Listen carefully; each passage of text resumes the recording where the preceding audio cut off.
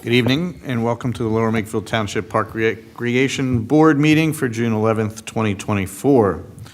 Our first order of business on the agenda is roll call. On the line, I believe we have Mike Blundy, member of the board, Kim Rock, member of the board, Rob LaBar, member of the board.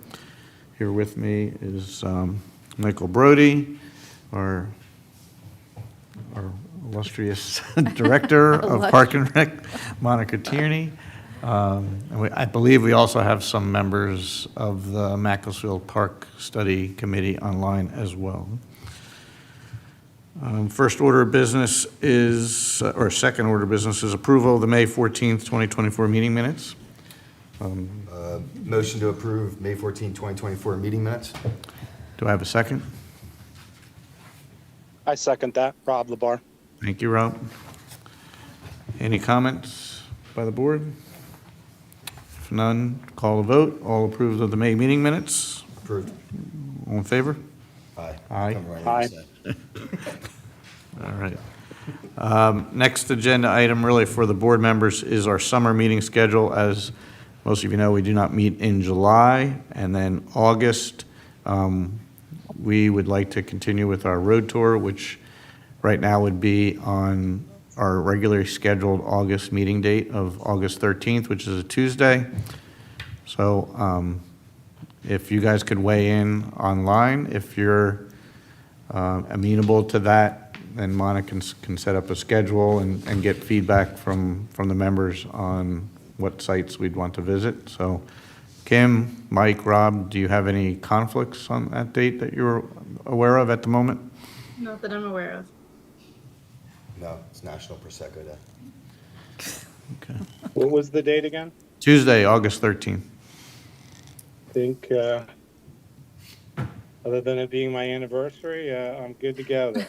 Well, All we'll right. take you on a luxury cruise for your anniversary. We'll take not a luxury Sue cruise. can join if she'd like. All right, so Mike, any conflicts? Blundy? If none, all right, Monica, is Mike on the line? Mike Blundy's on the line. Yeah. Okay, all right, then we'll go ahead and proceed for the 13th. Okay, so no meeting, just No so meeting. that people are here. No meeting, but we will be doing a road tour, which is a tour we take around all of the facilities or hot spots or where things are going on, so the board can see what's going on throughout the township. Good. All right, all right. Agenda item number 5 is our Macclesfield Park presentation. So I'm going to turn it over to JMT, but before we get started, I'm just going to, just some basic ground rules. I'm going to let you guys go through your presentation, right, in its entirety, and then we'll open it up for comments, discussion. Does that work for you? All right, so I'm going to turn it over to you guys and let you begin. All right, thank you. I'm Andy Mears. I'm a landscape architect with JMT. I've been doing park and recreation planning for almost 30-some years now. A lot of that with active recreation type facilities. With me is Neil Beach. Neil is our transportation and trail planner from JMT, and also Ann Toole from Toole Recreation and Planning. Ann's role on the team is operations and maintenance. So we really took a comprehensive team approach to this project.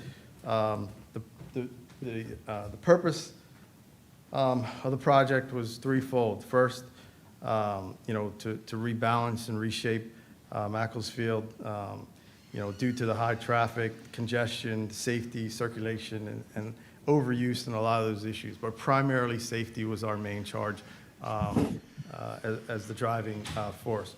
Also looking at ways to create a plan moving forward that could address some other unmet needs and other park users and really determine the capacity of the site for active recreation. So that was our main charge, which we tried to keep in our back of our minds as we designed and went along in every step of the way. The Master Plan Study Committee had a really difficult job. This is a really difficult project with a lot of different pieces, a lot of moving parts. the committee was well represented by neighbors, folks from the different sports groups, and certainly people with some special interests. Some of them are here tonight, but really, it was a concerted effort, and the word you'll hear me use over and over again is compromise and balance. And the committee really did an excellent job of that in helping us in the direction we went, but also in listening to each other, because everybody had a different perspective, from the neighbors to the sports groups and the other special interest groups. You know, listening to everybody's perspective and then trying to come up with the compromise and the balance was really important and really helpful in helping us shape the plan. We're really going to focus on two things: the near-term plan, which was the short-term solution to really address the immediate problems of the safety. That's really how these two plans came about. And then the long-term vision plan is a comprehensive approach looking at the entire park and really how to reshape that to make it more of a community park. Because what we really heard is that the park is really dominated by sports. It's really looked at as a sports complex and doesn't accommodate any other uses. So in order to do that, we recognize that there's some inherent challenges with that. You know, there's not enough sports fields as it is. We know that there's some needs. We also know that there's not enough land, and there's other places we may have to look at. So the short-term plan solves the immediate problems, but the long-term vision looks at reshaping it into a true community park, but also we have some solutions or some other steps that need to be looked at before that can even be entertained. So please keep that in mind as we go through that. And then we'll talk a little bit about next steps and where we go from here. So I'm not going to go through all this because we have a lot to discuss, and I'm sure people have questions, but online on the township's website specifically for this project, there's a special meeting dedicated just to the site analysis that shows all of the problems, all of the things from... Can we go through that? From the... Can we go through that? I would like to see that. Traffic's one of the most important parts of this project, so I definitely want to go through the traffic study. Well, Neil will talk a little bit about the traffic. What I'm saying is there's an entire hour-long presentation on just the site analysis of everything we talked about that's more in depth. Certainly the vehicular and the pedestrian conflicts, the circulation system, the access aisles. I mean, you can see people parking on the grass. You can see where people walk. I mean, I'm just giving you the highlights now. I'm telling you there's an entire presentation and a meeting dedicated to show our understanding of that. The capacity of the parking, there's not enough parking there now. You can see, you know, how it is. I mean, you can see that gentleman there. He's wearing a vest. I mean, I think that says what's going on there. Everything from the signage, but really, you know, we talked about Ubers, new ways of people dropping off at the park, and especially at the main intersection there, the backup and the jog. So, why is this? Is there a delay? There it is. You know, not following the signage. We've got striping, 3 different stripes, in, out, one-way, two-way. You know, the intersection. This is actually a picture of an Uber here of someone dropping off right there, backing up and then turning around right in the middle of everything. So there's just a lot happening there, a lot of mixing of the pedestrian and the vehicular circulations. People are using that. There's no walks. So it's just an unsafe condition. There's no drop-off areas. People make their own drop-off areas. You know, as well as with signage, light pollution, all the other things. But those are just some of the traffic issues. And then you can see in the video here, you can hear the cars honking, people coming, going left, going right, trying to turn in. So those are just some of the inherent problems that are there, just to highlight a few for you. But as I said, there's a lot more there. There's also another meeting on understanding the field use analysis and the summary. We looked at all of the fields. We've met with the sports groups. We've gone through their numbers, what their needs are, and really trying to understand their needs, their unmet needs, and how they use the parks, not just this one, but other parks, to meet their needs. And what we came up with, the conclusions in follow-up, we had a discussion with each of the groups. We had a sports forum with them, and football right now is really served at Macclesfield. They don't see any immediate needs in the future. Soccer really needs 2 more fields, and baseball is in need of immediate 90-foot diamond field and a 70 or a 90-foot diamond. We also looked at the parking analysis, what's there, how many parking, but this really doesn't even account emerging sports, field hockey, lacrosse, where are those other sports, cricket, all the things that are coming about. We really were just able to focus on the information that we got, and we're able to contact were really from the 3 primary users. So there's other needs there that aren't accounted for that are not met. So when you look at the field, the park in general, and in white we've highlighted the fields, and this was not in the presentation that we sent out. I've actually added a slide or 2, but we've showed the numbers, but I think this says it. You have 29 fields in your township. 18 of those 29 are located here. 15 of the 17 rectangular fields are at Macclesfield. 3 of your 12 diamond fields are here, and 3 of your 4 lit fields are here. When you look at the land use, the wooded area in the top is primarily along the D&L Trail, and then some of the buffering at the bottom, roughly 20, 25 acres. If you look at the fields that are highlighted there in white, just the outline, it kind of gives you what we've said and what we've heard from all the different focus groups is most do consider this more of a sports park, and there really isn't other things to do there. So 50% of the land mass there and the land use is really dedicated to sports fields. We had lots of engagement. We met with a number of focus groups, the sports focus groups. We met with the seniors. We met with some kids from the high school, all different perspectives, and we've heard it that overwhelmingly it's considered a sports park. Number 1 need, as with everywhere we've worked and everything we've heard in the state, is perimeter loop trail is the most desired facilities. People talked about other facilities, pavilions. The key issues that came up again and again from everyone else was pedestrian safety, traffic, and circulation. And then the neighborhood, obviously we had some specific, our neighborhood meetings, and we heard a lot of the same thing. We heard the good, the bad, the ugly, traffic, impacts to their neighborhood, safety was a primary concern, and certainly light pollution was one of their main concerns. Following the public meeting, we heard that the concerns that the near-term plan does not go far enough in making Macclesfield of a community park. But again, we were responding to our mission, which was to immediately solve the safety issues associated with the circulation. The ultimate plan does go a little further in trying to address some of that. So again, the 2 plans we came up with, the near-term plan to provide the safety enhancements, to improve vehicular circulation, which we'll go through, and then the long-term plan, which was, if we do this, where do we accommodate facilities that are removed?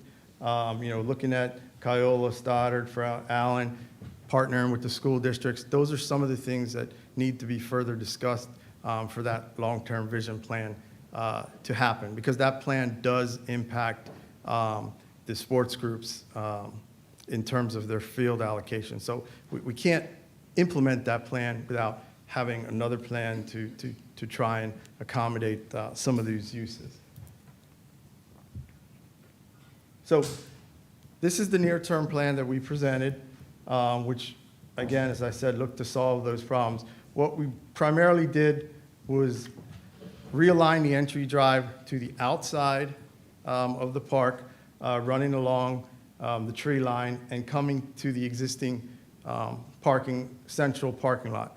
The goal was to try and preserve and try and use as much of the existing infrastructure as possible, but try and create that entry drive to separate the vehicular and the pedestrian traffic flow. So what this layout does by keeping it on the outside is keep the vehicular flow on the outside. We've created a central drop-off area there at the main parking area. And then this area is a pedestrian promenade to kind of tie everything together to create that community space in the middle. But primarily the facilities that were there are still there, with the exception of the one 60-foot baseball field that's been compromised.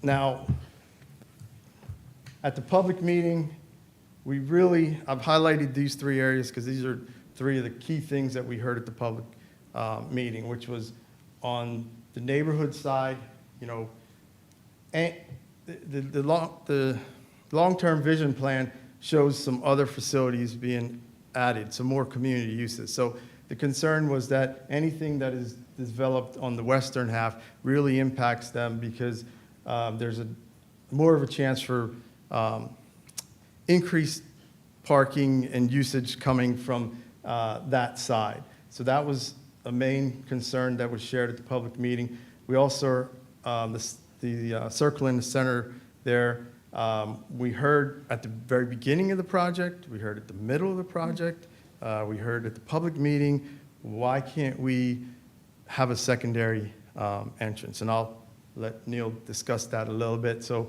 we looked at that. We also heard that there was a concern that maybe there's not a drop-off. It's too far to get to football, but we think this location provides easy access and drop-off areas to all of the areas. But we did take a second look, and we revised that area to show a secondary cul-de-sac, which really is the area that everyone drops off now, just there's not a way around. So you can see now the primary drive goes around, comes through, drops off, and you're still going. So we've got adequate parking. We've created convenient drop-off areas. We've maintained as many of the facilities and infrastructure as we can. We've created some community spaces in that promenade that really links everything. And more importantly, it serves as a pedestrian-only space that connects all of the fields from the middle without ever crossing the drive aisle.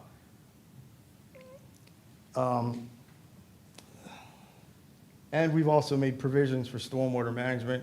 Those are the areas in green, labeled 17. We looked at parking in those areas, but it's not really feasible. You're bringing parking closer to where the runoff is, and also that is the low area, so it's only logical that your best management practice, E&S, or stormwater management facilities be located in those areas. We've also highlighted the ADA spaces in blue to make sure those are considered. That was one of the things that was really deficient in our analysis.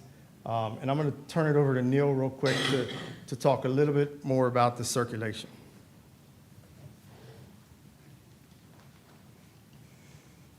So Andy hit upon a few of the elements specific to what I'm going to discuss, but I'll kind of talk in a little bit more detail. Which one is it? Let's see if that works. There's a delay, so I've been using this one. Okay. Yeah, hopefully it doesn't go 3 times.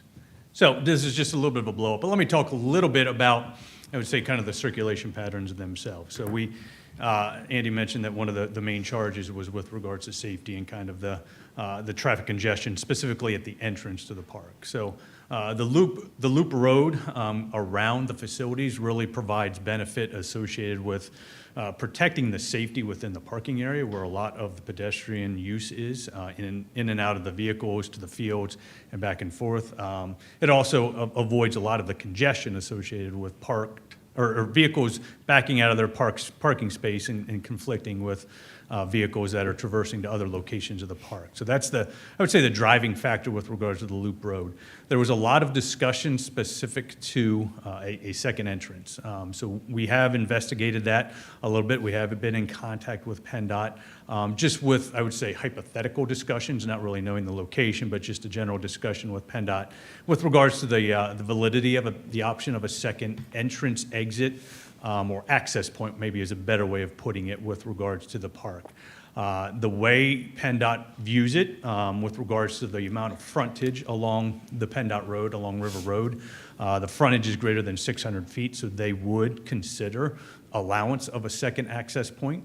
So the study will include not a discussion and some recommendations with regards to further studies that would need to be happening to make sure that it would be feasible in PennDOT's eyes. In essence, they would not give us an answer now without a true, full-blown traffic study, understanding the use of the park itself and also understanding the traffic patterns along River Road in much more detail than we've been charged with. But there is a possibility. And if that is an option with regards to that second access point, I think part of that study would have to be looking at, is this a one-way loop or is this a two-way loop? So we've heard that throughout some of the comments with regards to why isn't a second access point being looked at or considered. I think that we're at the point where it will be considered. We've had enough discussions with PennDOT to know that they will at least hear the justification for it. May not be warranted or not, but they will definitely be open to reviewing that information when the time comes, when the design is actually looking to be implemented. Andy mentioned also that second drop-off point. We had one drop-off point near the back of the park. The second drop-off point just really provides, I would say, a drop-off at a different location of the park, specific mainly to the football fields, but also provides some benefits to the soccer fields and baseball fields as well.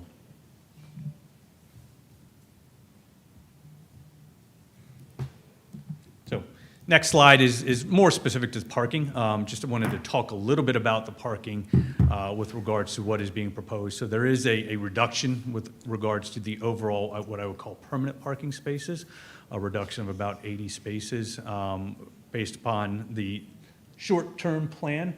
But what we do identify and provide or notify is locations for overflow parking. Based upon our analysis, really the parking is most critical during those, I would say, peak type events, tournaments, or other type of events such as that, where you could utilize the overflow parking to provide the additional parking spaces, which in essence would provide about 120 additional spaces than what you have currently there today.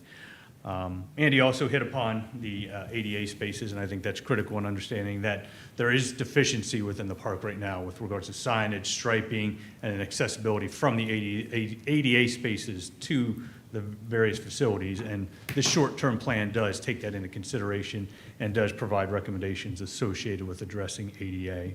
Can you just provide clarity on the parking? Because you kind of talk overflow and total. So what's the total spaces today? So the total spaces today is 556. And you And said 80 less, so is yeah, it the proposed, it's actually, yeah, proposed spaces is 479, so approximately 80 and that's less. with the overflow? No, with the overflow would be 679. So Overflow is about 200 spaces. you're not creating 80 less, you're actually getting more parking. With the overflow, yes. Well, is the overflow available all the time? I mean, that would be up to the township to determine. Can you if the go back to where that was again? Yes, again. So the overflow are the two green spaces there. So those are kind of overflow parking spaces. I don't know that the overflow parking would be needed during the typical, I would say, weekday and weekend even. With programming and kind of staggering of times, I think it could be managed much better than it is today.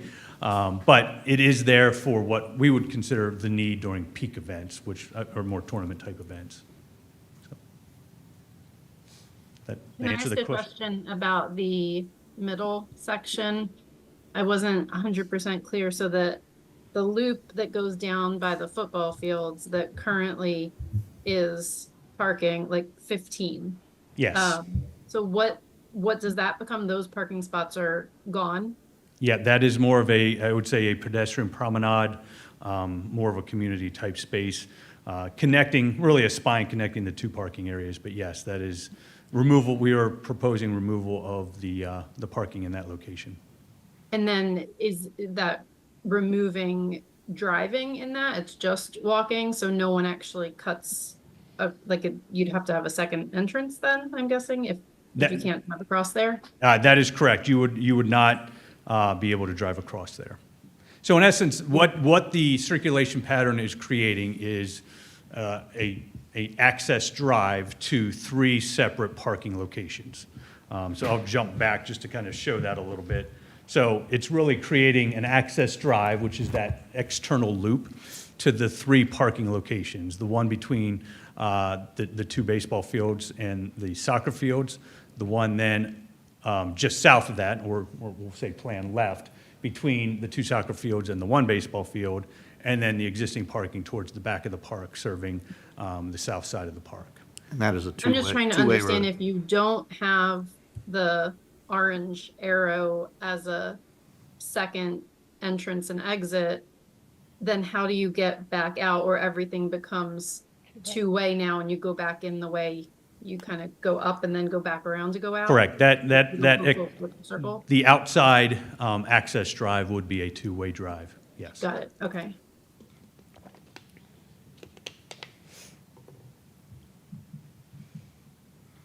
The other consideration with regards to some of the feedback that we got throughout the process was the desire for walking trails within the park. There's, I would say, spotty trails there today. There are some trails, but they don't really connect a whole lot. So the short-term plan does look at providing an extensive loop trail system. Actually, it's a combination of a couple different trail systems. So that orange trail system is really just what I would call kind of the recreational field loop, which is approximately half a mile. The blue loop is kind of a loop on the south side of the site, and then the magenta loop is a loop on the north side of the site, but they also combine to be a full external loop trail, providing multiple pedestrian trail opportunities within the park. You can keep that there. Okay. So the question is, why didn't you show the second entrance? Why, look how close we are to the field you're removing. Why don't we just keep it? Well, the reality is we're working on an aerial. We're working without the benefit of a survey with detailed information. This is based on what we think can realistically happen. If we get to that point and we have the right-of-way of the railroad, the right-of-way of the street, an accurate boundary, we know we're not going to impact the trees on the left. We know there's room there. We meet with PennDOT, and they're open to that. Our experience is that, that'll be a tough sell, but that doesn't mean, as Neil pointed out, it doesn't happen. But we think recommending this approach, showing the worst case, to move forward. If those things can happen, if we can, if there is enough room to accommodate both the access drive and the field, certainly that can be done. If we have enough room on that side to accommodate an exit out, then we can look at that one-way circulation and provide that second. But moving forward, I think this is why we presented a more conservative approach to what we think can happen. So moving ahead, the long-term vision, looking at some of the other things we heard, obviously the near-term plan, again, was based on solving those immediate problems. But what can we do to make this more of a community park, to address some of the other concerns and the other needs that we heard? And as I said before, this cannot happen without looking elsewhere at where else could we get fields and accommodate those things that would be displaced by this ultimate vision.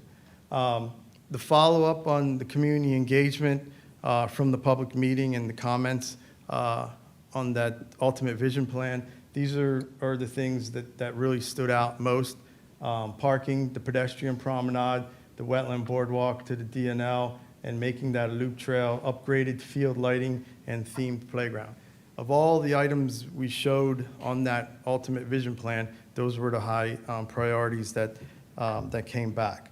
So I'll just run you through that plan real quick. This is the ultimate vision plan that creates a community hub and looks to really balance and reshape the park and create more of a true community park. We've got, again, the loop road, same scenario, the same drop-offs, but we've created more of a parking, a central parking lot in the lower right, and those two fields would be relocated. And Neil will talk about some options and things to be discussed that could allow for that to happen. This plan is really based on creating a central community hub in the middle, in Area 23. That really is the central spoke or hub of this park. It's an open lawn area. I'll show you some images, but it really links the different activity zones together, primarily the three active areas. There's a family area in the top left at the top blue arrow, the football area, and then the soccer active areas. And everything is tied together with that open space. The other thing this area does is allow for the loop trail from the DNL at the two spots, and also allow you to take advantage of that green space along the trail. So I'm going to just quickly highlight some of these areas for you. In the middle of that central lawn area, just some rest stops where people can sit, enjoy the open space.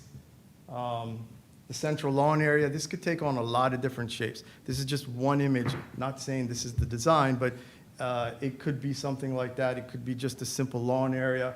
The idea is that it's a central space for everybody to be used for a lot of different things that would really tie everything together. A themed playground, something very specific, a destination type playground. Again, that would serve lots of different users, but also serve the younger kids who may be coming with the older kids to the sports programs.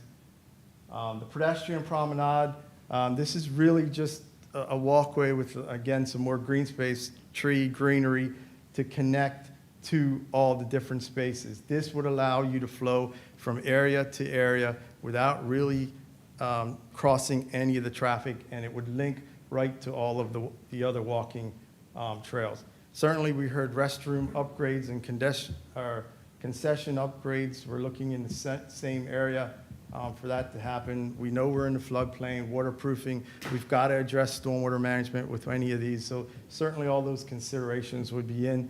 And then the overflow parking, this would be a larger area that could accommodate more, but also flexibility. This could be used, for just open Frisbee, less passive recreation opportunities. So lighting, again, was another issue. There's 7.5 fields there that are lit. So we're recommending that 4 of those fields be lit, which would be the 2 soccer fields and the 2 football fields, because in the ultimate vision plan, those 2 ball fields are removed. So we're looking at reducing from 7.5 to 4 lit fields. We're also recommending LED lights. If you look at the images there, the top images, the left one that's Villanova's field. Before they put in the LED lights, you could see the shields. You can see the reduction in the night sky glare. You could see how the lights are shining down. So misters, just trying to incorporate some water play, some things not just for the playground, but to complement that, but also serve to complement the sports fields as well. A small skate spot, not a big skate park or pump track, but just something along that line to add to that family area. Some outdoor game courts, the pavilions, community pavilions, larger pavilions that would have comfort facilities, just to kind of create some other uses, more community type uses in those areas. And then the boardwalk areas would connect through the wetlands and connect to the DNL.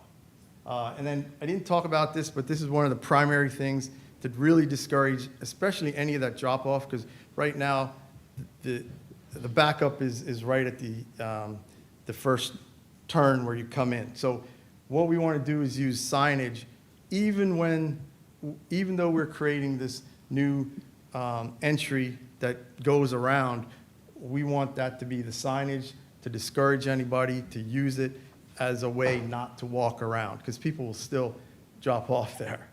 So we want to make sure they follow the direction of it. So we've incorporated something aesthetically, but really have more of a purpose and a structural deterrent to facilitate those older movements. And then you're already doing great things here with your Art in the Park program. Let's incorporate that here, and especially in your signage program. So, you know, that ultimate vision plan does impact a lot. So if the message is, if we want to reshape, rebalance Macclesfield into a true community park, it has lingering effects. We can't do one without the other. So how do we begin to even look at that? Well, we've got to have discussions elsewhere, because that can only happen if other things can happen. So we looked at some of those ideas and just wanted to run through a couple of those with you pretty quick. So I'll turn that over to Neil quick. So, as Andy had mentioned, we have had some preliminary discussions associated with this, because understanding that if you go to that long-term plan, as this was stated, and I'll restate it again, there has to be steps that are taken before that to accommodate the fields that are lost at Macclesfield. And could even be the case with regard to the short-term plan and the potential loss of the one baseball field. So we have had preliminary discussions with the school district, and I will say they are open to opportunities with regards to enhancing their facilities and providing some opportunities with regards to the township use of the fields. We've just kind of identified a couple different sketches, and these could take a couple different shapes and uses, but at the Pennsbury Middle School campus, looking at upgrading some of their fields, understanding that it's balanced with the three different schools there and the three different school athletics that they have going on throughout the year. But we, like I said, we've had those discussions with the school district, and they're open to continuing those discussions for looking at opportunities for providing additional fields for use by the township. Another school that we had investigated, currently being used to some way, shape, or form with regards to the baseball fields, the diamond fields, as well as some practice fields for soccer, but looking at opportunities for Edgewood Elementary and kind of enhancing that and enlarging the use of those fields. Also looked at the opportunity for lighting some of the existing ball diamond fields, understanding that the short-term plan eliminates one lit field potentially. We looked at the opportunity for lighting some other baseball fields, diamond fields throughout the township. And this specifically identifies Kiola Park as potential for lighting a 60-foot diamond as well as a 90-foot diamond field. A 70-foot diamond and a 90-foot diamond field at Kiola Park. So again, understanding that for implementation of this plan, there has to be kind of an intermediate step to identify where those fields are going to go and how we're going to accommodate the athletic associations, and understanding their needs and making sure their needs are met if the reshaping of Macclesfield does take place. So what is next? Our next steps with regards to the planning process is really to look at kind of an overall operations and maintenance plan for the facility, finalize the budgets with regards to the near-term plan. We will then also be presenting to the Board of Supervisors and looking to finalize the plan in the fall of 2024. So with that is our presentation, and I'll kind of open it up right now to the board for questions, and then you can take it from there. Great, thank you for the presentation. Job well done. I know it was a lot of meetings, a lot of diverse opinions, a lot of diverse thoughts, but I think a collaborative approach to putting together some solutions, and I'm sure that our board members have some questions. So on the line, Rob, Kim, or Mike, do you have some questions for the team? I think Rob's got his hand up. I can't see because I got the presentation, so I don't. Well, I mean, I have some questions if, nobody else is ready to go. Go for it. Go for it. All right. Hey, could you put up the slide that shows, the parking area? The whole park.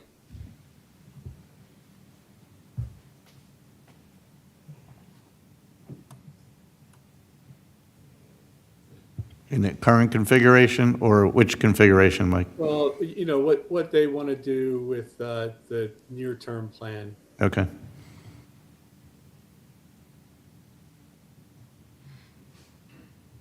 So while you're getting that, I mean, I looked at it and I'm a big proponent of having a second egress.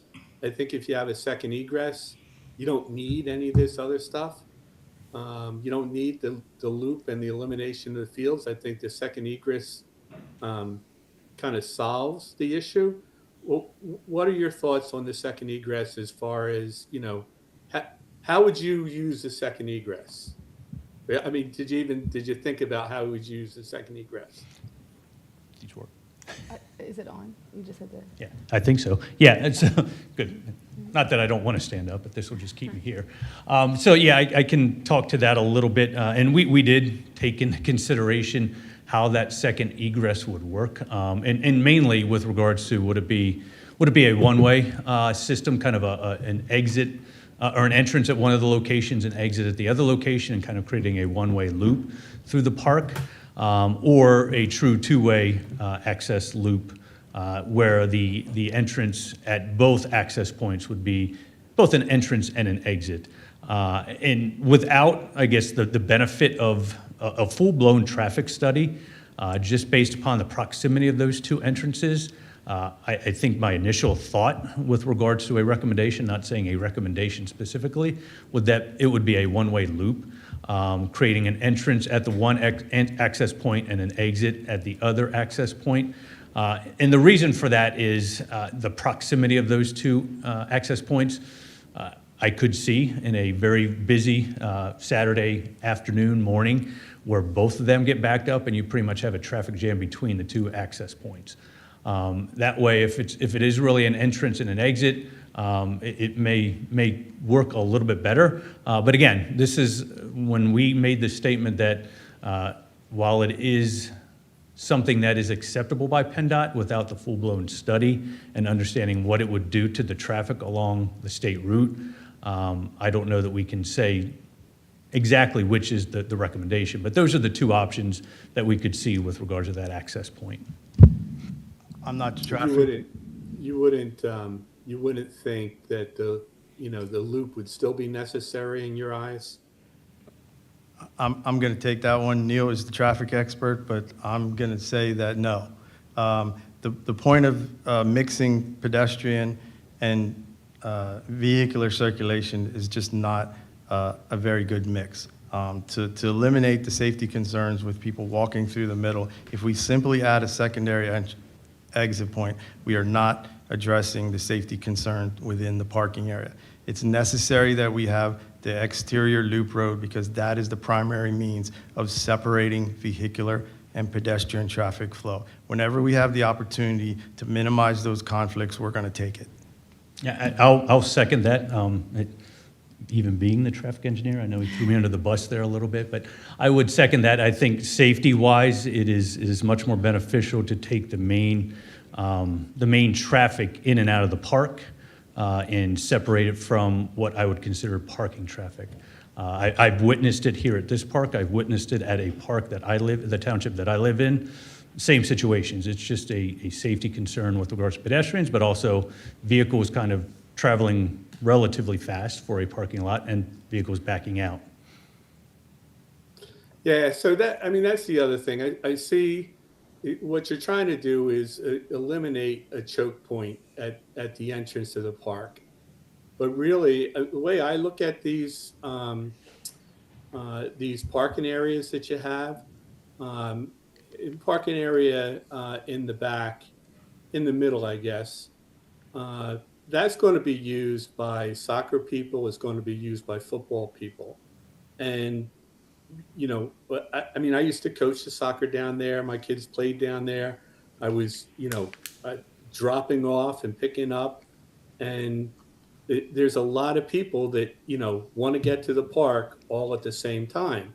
And so the back parking lot, I don't know how to call it, the middle parking lot, I see that as people coming and going, and they, you know, they're backing into spots, they're backing out of spots, there's two-way traffic, there's children, you're in the parking lot because you need to cross, right? I mean, you know, they're going to have to cross, depending on the parking space that they're in. And I see that as really a terrible design for the way it gets used, for the amount of people that it has to accommodate all at the same time. And to a lesser degree, you know, the first parking I'm pointing at, but he can't see me pointing at it. To a lesser degree, the first one, but where you have the drop off, and I know you want to have a barrier so people can't, you know, drop their kids off and let them out. So you're forcing them to go around through the parking area, again, where people are backing in, backing out. And then, you know, you're creating, you know, essentially like double traffic, because they have to go all the way into the roundabout, and then they have to go all the way out to leave the park. So, and then all the while they're negotiating the people backing in, people backing out, people pulling in, people pulling out. And I see that as being just a poor design for traffic flow. Yes, the traffic flow into the park, you know, is better, but I think that the traffic flow inside those parking areas, it's like the Wawa in Yardley, but worse. It's just very congested, or will be very congested, because everybody's arriving and leaving at the same time. So I guess I would, and I would question, you call it a poor design, which I respect that, but it's For no, how it's used. it's no different than what today is, where every vehicle that comes into the park has to go through all three parking areas to exit. So we're taking a lot more traffic out of those parking areas because they might be going to a specific parking area. Today, with the way it's set up with the one-way loop, every vehicle that comes into that park is going through the three parking areas around the soccer fields now. Well, and I guess the other side, you're eliminating the parking spaces in Area 15. Yep. So how many parking spaces did you eliminate there? I don't know the exact number within that area, but we dropped the Roundabout. number of parking spaces by about 80. That's got to be About about 80? 120. It's 200 yards of football fields, and then parking. It's on probably both about, sides. you're probably correct, because we added some space there where the MACB baseball field is, so it's probably about 120. So The one thing we didn't point out, their primary spots, because a lot of parents, they park their cars there, they watch their kids from their cars, they bring their, you know, the siblings to watch, and you know, you're eliminating people from doing that, you know, and I mean. we're eliminating people from doing that because it's a safety concern. People are backing into the spaces, people I are, really don't think I really don't think the parking, you know, that parking area is a safety concern. I think, you know, the slides that you showed of the guy walking in the, with the vest on, like, people park, they're there for an hour and a half because that's how long the practice is, and they decide to walk around in the parking lot because it's a, you know, it's a flat surface, and it's exercise while their kids are, you know, doing their activities. So it's like there's a big rush into the park at once, and then there's a big exodus, And then there's, a rush and an exodus combined because of the way the timing of events are. And, kids are in school all day, and then, at 5 o'clock, they have practice, or at 6:30, they have practice. So, people walk in the parking lot. I mean, if there was a walking area, would maybe, if you didn't eliminate parking spots, but created a walk-in area. I mean, there are trails at Mac now. People choose not to use them because they want to be near the activities where their kids are.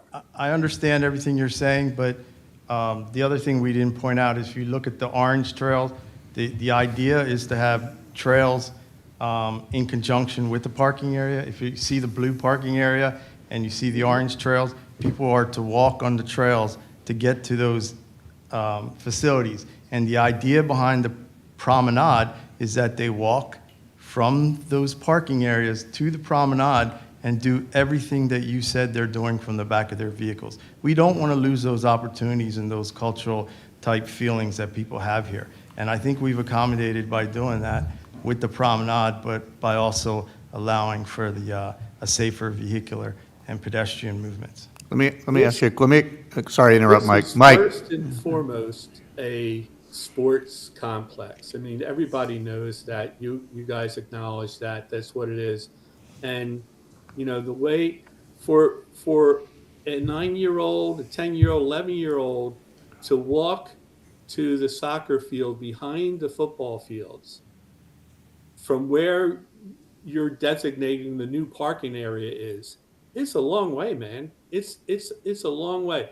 And when you're a mom or a dad and you got to get your kids to their activities, you got to get them to where they need to be, and you got to make dinner, and then you have other things, homework and stuff.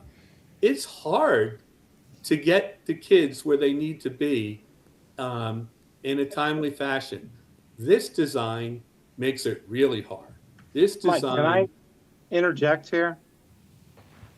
Go ahead. I think you're making the argument of why the hazard is in the parking lot, because people are just parking there. The kids are running in between cars, and that's one of the concerns. And that's not that there's a perfect plan for everything, but this is trying to address some of those. Rob, I understand that, but I don't think it's doing what it's intended to do, and I don't think it's making this park function. It's making it more dysfunctional in terms of people getting to their activities. The area, kids are in the parking lot, right? So they got to cross the parking lot to get to the fields. If you have them parked on the right side of the field, where next to the park, if you're parked next to the field, then no, you don't have to cross the park. But if you're on the other side of the parking lot, you got to cross. People got to cross the parking lot. I mean, can we talk about the back parking area? can I just, Mike, I'm going to interrupt you for 1 second. I do have a question for you. If you had a clean slate here, and you weren't going to right now you want to preserve the infrastructure, parking, right, that's currently in place, like you're not looking to rip everything up. But if this was a clean slate, where would you put the parking? Like, where would it go? Like you're asking? No, I'm not asking you, Mike. I'm asking the engineers. So Okay.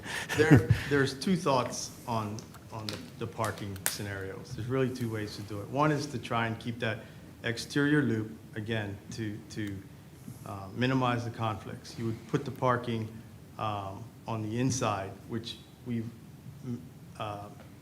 managed to do here. Or you would have central, larger parking lots, and people would walk from those parking areas. We don't have the ability to do that. So those are really the two means for effective parking in parks, in a park situation. The whole goal is to minimize the pedestrian and vehicular. I've said it 1,000 times. And we don't have that ability. This minimizes the disruption to the infrastructure but to the best of our ability, without compromising existing facilities as well. Right, and that's why I asked, because I've been to, my And you've seen those two son's scenarios. played many sports. I've been to a lot of complexes, and in this instance, if I was to redesign this, they would come in and immediately go to the left, and you would park people where the football fields are now, and they could drive to the other parking, and that would be it. And you would have to relocate football and that soccer fields to somewhere else in the park. Yes, we want the and pave- parking, a central and parking area, and people disperse and walk to the fields. Would that be a consideration, or that would be too costly to? Well, we've already compromised one field. Well, you'd have to tear up parking and put fields somewhere else. Yes, That's, and that's all. we would have to, now we're looking at displacing 3 fields. In this scenario, remember to compromise the balance, you know, in working with the committee, it was, okay, we've compromised 1 field, that kind of is the compromise and the balance. If we were to look at a centralized parking area, one of the best solutions, now we probably have to compromise 3 fields and 2.5 lit fields, which is a bigger investment that you already have. Well, you would probably remove some parking and replace it with a field or Yes, something. yes, yes. So, and then just to build on Mike Blundy's point about the loop, the first drop-off point by the baseball field, how are those spots? Are they angled spots, or are they currently just pull in, back out? Is it, because They're I think, perpendicular. because I think I agree with him, as people are going to drive down there and turn in, and then you're going to have people potentially pulling in the spots or backing out, and then they have to go out of there. So I think from a design perspective, that could just be creating another bottleneck. So that would be my feedback there, is that maybe driving in to a drop-off and then having to drive right back through the parking lot while people are parking or backing out, particularly if you've got 2 sessions coming in.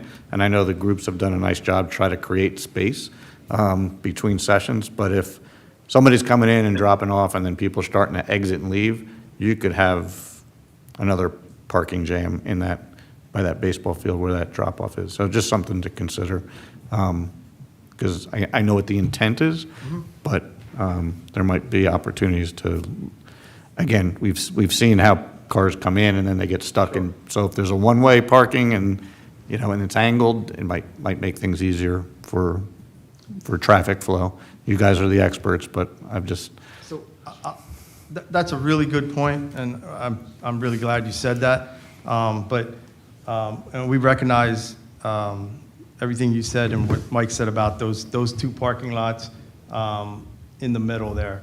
But again,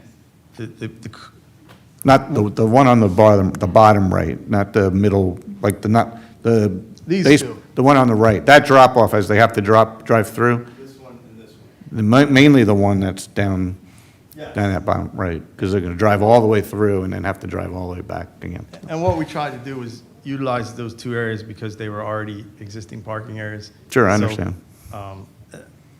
The cost of building 2 completely new parking areas when they exist, that was kind of the compromise. Do you need a drop-off?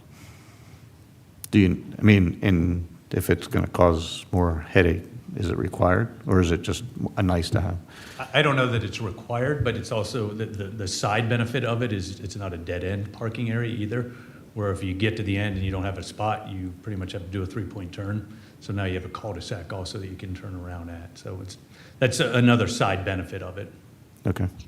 Well, that was gonna be my comment for the one that's in the middle, like the 83 spaces, because that just ends, right? Is there a scenario where that could then go up to the left and connect to the circle and section of the 180 spaces? Because I feel like that one specifically, people are gonna come in and have a big turning around problem because then they're dead ending into the pedestrian area. To answer your question, yes, that is something that we can evaluate. Because I just feel like, especially in this complex, if the people aren't familiar, grandparents coming, whatever, or you don't know exactly what field you're on, you wind up going somewhere you don't mean to go. And then at least now, you kind of just have to do a second full circle loop to get back to where you meant to go if you missed where you're supposed to go. But if you come down, you know, a section and then you have to stop, that's my biggest concern is the bottlenecking of people going down, having to turn around while people are trying to pull in and out. Yeah, Understood. yep, it's a good point. Thank you.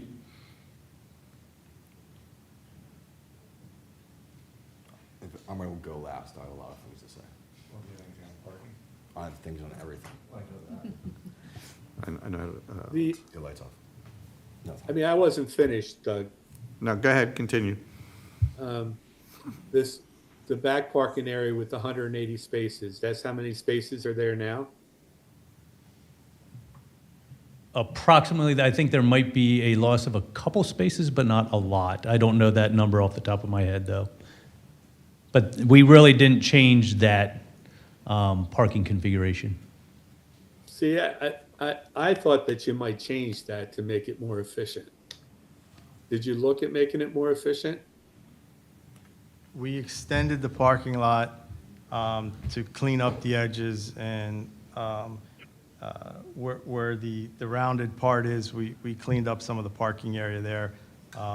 It's fairly efficient. It's 3 parking, and the way we have it laid out to the cul-de-sac, you come in and you come out, you know, pretty much perpendicular, which is the safest condition there. How wide are the spaces? The spaces are shown at 10 by 20.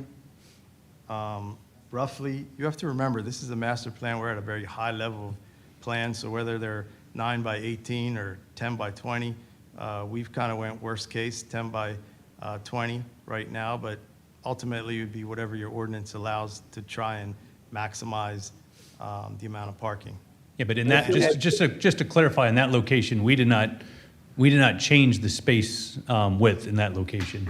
And we did not change the space width in any of the locations that have existing parking already. Yeah. I feel like there's an opportunity, like I thought you guys might look at the parking and say, hey, we could make this parking better. We could make it more efficient. How wide is the medians between the 2 medians there? They'd roughly be 8 to 10 feet, enough to support having planting trees in there. I kind of feel like they're bigger than that. Again, we're working off of an aerial and not a survey. Well, I mean, you went down to the park. Yes, we went down to the park, correct. Did you do any traffic counts or anything like that? Or is it just watching cars and then your assessment of what you saw? We were not scoped to do any traffic study or traffic counts, no. Wasn't the reason the supervisors hired them was for their advanced traffic reporting? Yeah, but we didn't put specifically traffic count in the, So that's how I just feel. Okay. Is everybody else done? You go, Mike, keep going. Well, I mean, the only other thing I want to say, like, if I said to you, there's 180 spaces there now, could you improve it? Is that something that you guys can do, or would that be somebody else that would, look at that? I mean, we could definitely evaluate that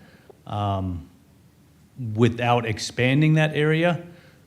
Just based upon my experience, I don't know that you're going to have a drastic impact on the number of spaces there, but and we would also have to do a deeper dive into the ordinance with regards to the green space and the islands that are required within a parking area. When you say make it better, what are you, I'm not sure I understand what you're asking. I feel like there's wasted space down there. I feel like there could be more cars. I don't know if the way that it's structured now, is the most efficient. I think that the medians are more like 15 feet. Well, I think if you look at the aerial and you see, and if you look at what we've laid out, it is more efficient because we've cleaned it up, we've squared it off.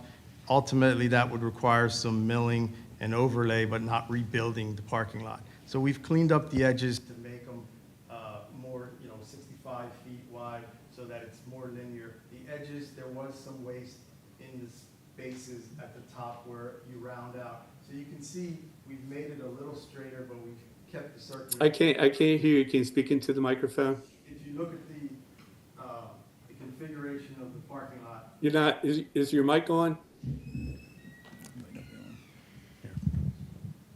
If you look at the parking lot, you can see we've cleaned it up, which I think is what you were getting at, where we straightened out the edges. It would probably require some milling and overlay, but not a complete rebuild. And again, looking at ways to minimize, impact to the infrastructure that's already there.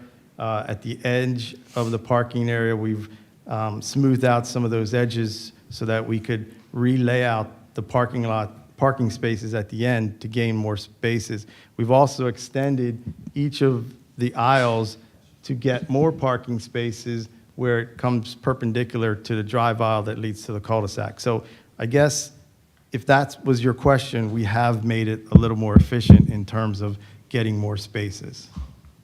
Well, yeah, yes. I did ask you if you looked at it, and you said it's essentially the same.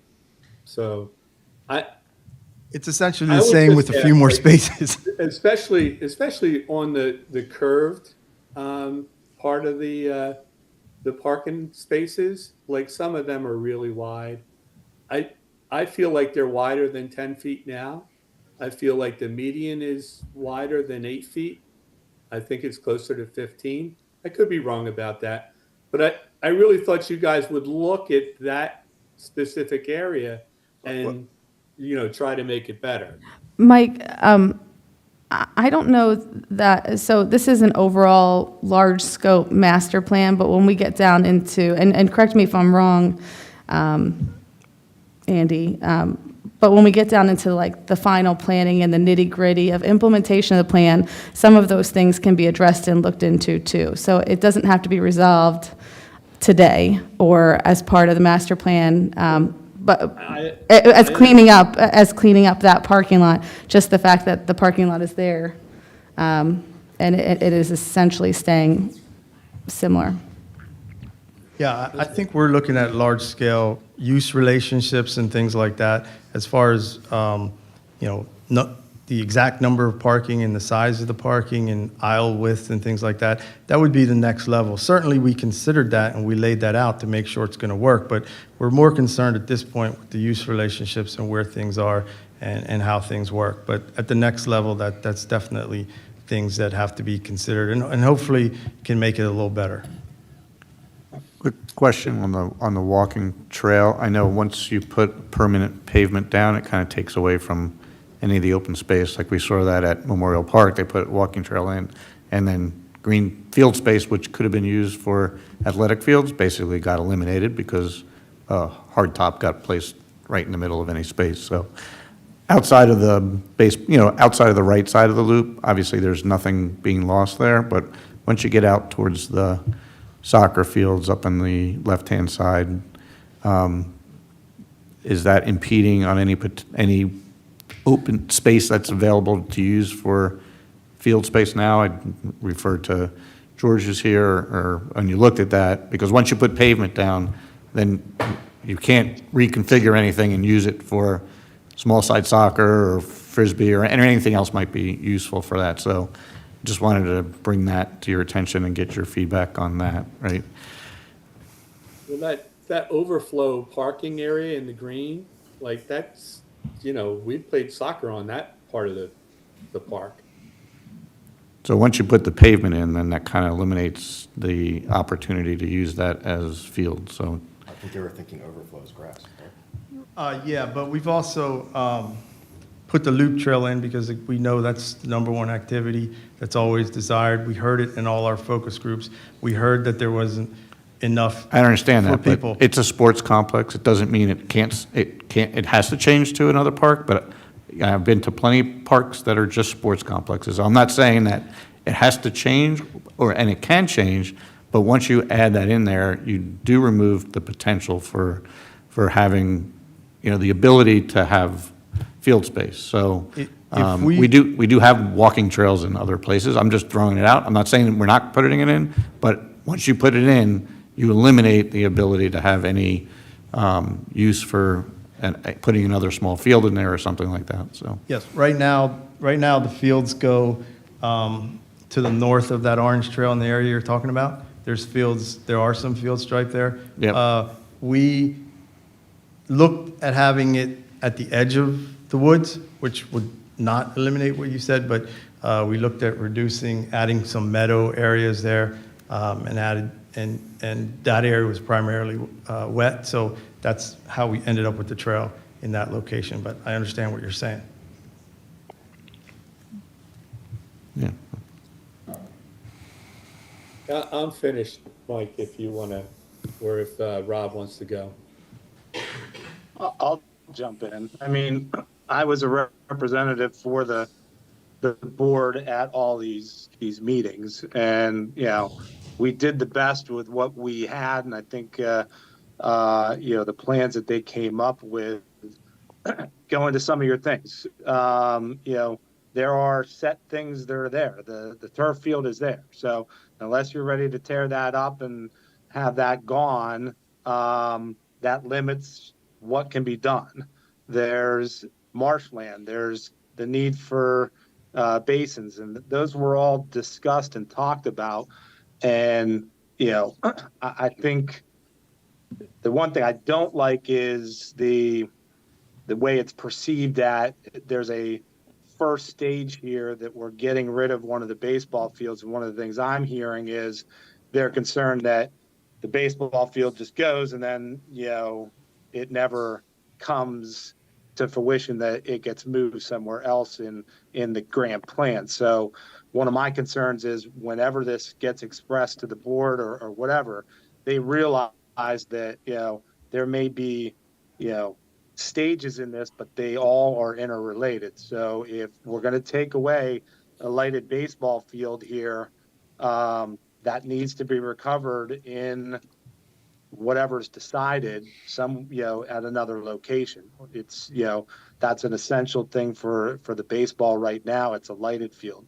So if we could, you know, make sure that that's expressed both to the public and to the board of directors that, you know, this is a domino, and if the first domino is going to fall, then, you know, that baseball field needs to be recovered somewhere else, because you know, we've done the studies, we've done the, you know, the field usage, and those baseball fields are used and needed. So if we're taking away from Macclesfield, we need to put it somewhere else. So that would be kind of my, you know, my 2 cents of different things. One thing I did have kind of a question about for the engineers with the configuration that's up on the screen and the parking. I know that the eventual stage, if we ever get to it, would be to, you know, kind of move around and not have the baseball fields there. But as we're looking at it now, you have 2 baseball fields and all of the parking kind of touches on the baseball fields. Is there going to be an increase in the fencing so that balls aren't flying into the parking lots, or what's the consideration there? I would say that is definitely something that would be evaluated and considered. That is the bigger concern, is more foul balls at a baseball field and adjacent parking. So looking at opportunities to protect the vehicles would be something that could be considered. And certainly, I mean, Neil knows better than any of us as a high school baseball coach. The foul ball situations there is really coming, and it's a situation that's there now. But that can only really be fixed by the backstop. Increasing the height of the sideline fence and things like that are only helping with overthrows. That's not going to help with the foul ball situations from the batter. So probably looking at the backstops is probably your best options when you get to that point. And I think right now, you know, with the 2 fields that are there, we lose some of the parking because people don't park near the baseball field because of that. So, and it's farther away from all the other activities and the things. So if that can be configured, then I think even though we may be losing parking spots, we're gaining them because they're more useful. Where the current 50-70 field is and parking is placed there now, of the 160 spaces that are in that line dotted to that parking lot, right, where you're losing the baseball field. How many spots are actually on the field? Like, so there are spots there now, so I guess my question is, of the 160, like, what, if that baseball field remained, like, how many spots would still be there, technically? I guess maybe about 80. So if you're saying if the smaller field remains, or if the bigger field remains and the If parking? if you didn't have to take out the smaller field, like, how many spots are you adding because you're taking that field out, right? Okay, yeah, I would, it's going to be approximately, I would say, 45 to 60, somewhere in that range. And does that loop, where the vehicle loop, is that feasible with the baseball field there, or no? That's one of the things, in addition to that second access point, that we would really need to have much more detailed survey, and understand that the space between the existing fence and the existing right-of-way, and what the terrain is within that area adjacent to the railroad tracks, to understand if there was enough space for. Yeah, my question is really is that if you can't find another home for the 50-70 field, and that's preventing you move, like, what's alt B, right? Yeah. That says, hey, I can still do all this, I might lose some parking, but I can still get the path around, so I'm just kind No, of probing there, right? So- We agree that that is something that needs to be written in the plan, that it is considered, looking at opportunities of saving that field while providing that access loop. Understood, because I was just trying to understand, like, what are you giving up? Like, how many more spots are It you would be taking away? about 45 to 60 is my kind of estimate on that, the number of spaces we'd be giving up.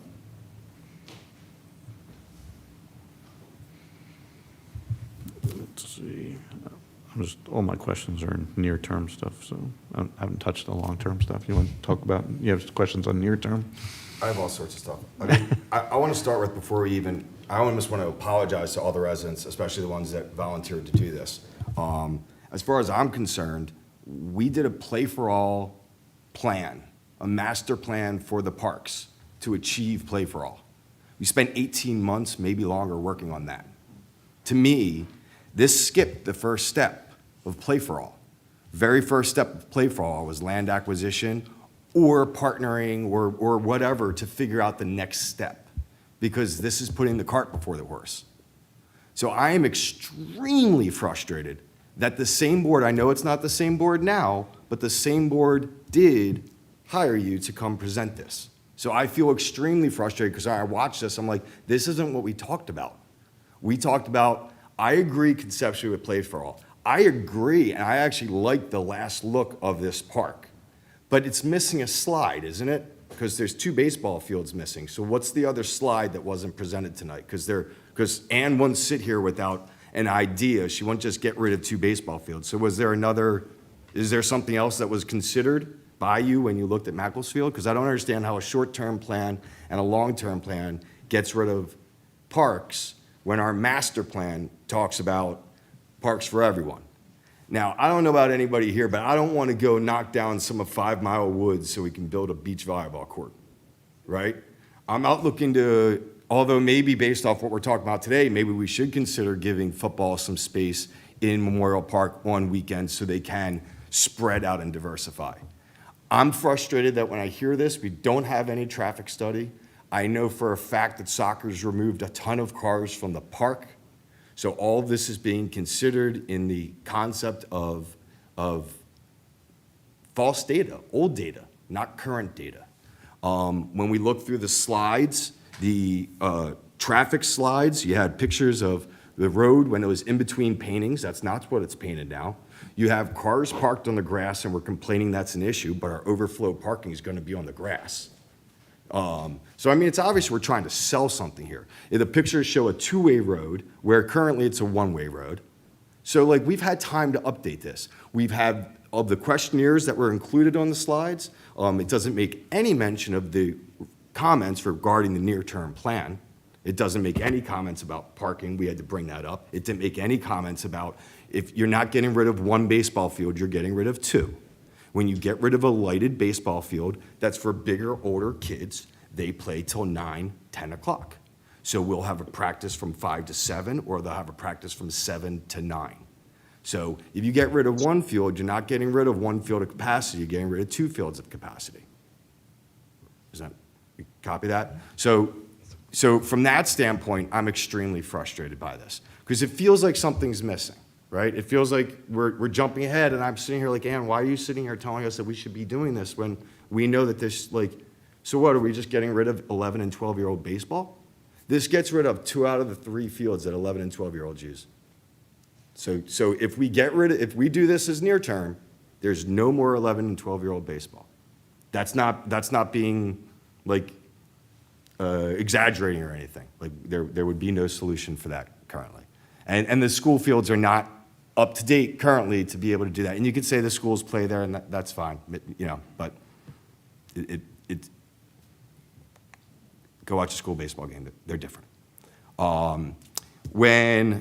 So I have a lot of issues with the slides that were in there. Was there any consideration made to connecting the 2 baseball fields? So in a lot of complexes that we'll play at and that teams will play at, they'll put the third baseline flush with the first baseline, and they'll have huge 100-foot high nets, 70-foot high nets in between the fields. And was any consideration made to just moving Macclesfield, Mac B closer to Mac A? You would still probably have to move the poles, but there's about 25 to 30 feet between those 2 fields, where that would be a potential possibility. I completely agree, if I can just get up for a second. This whole notion of coming down here, so it's a busy day, we got football going on, so most of these spots are taken, right? A 75-year-old grandma and somebody else's 75-year-old grandma and somebody else's, they come into the park. So now this guy's pulling out, but my wife, who has 3 kids and has to get to 4 practices, she's just trying to get the drop off.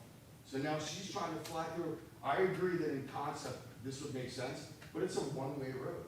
So this person backs out, everybody's waiting for that person to back out. This person backs out, everybody's waiting for that person to back out. These people are already cut off, so if we just made the road go straight through there, give a little jump handle so you have a drop off, have one road go straight, you want to grab a microphone and talk to us? I actually thought about it when I got up. Hello?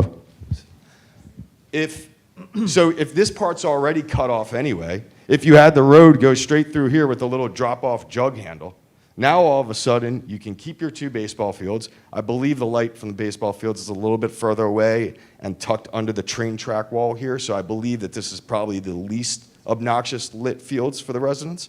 So you could come in here, you'd still have all your parking issues here because nobody with a clue parks here. I literally tell opposing coaches, don't park here, you're gonna get hit by a car. You know, you would lose this parking. I don't understand why we would start with a build project. Was anywhere in the discussions like, I mean, George, I know, has really greatly reduced the cars that come into the park.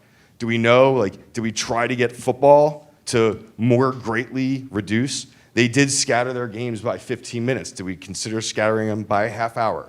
To me, play for all means having fields for everybody, but you can't just rip out the baseball complex if you're not going to give fields other places. I have more minutes.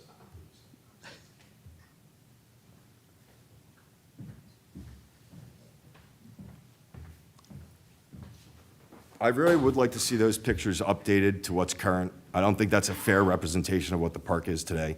So when I see those pictures, when I see 2-way cars, mispainted roads, things that we noticed in the rollout of that project, I don't think that that's fair to what we have now. I couldn't even consider approving any sort of plan without a traffic study being done if we're saying we're doing an entire plan based off traffic. I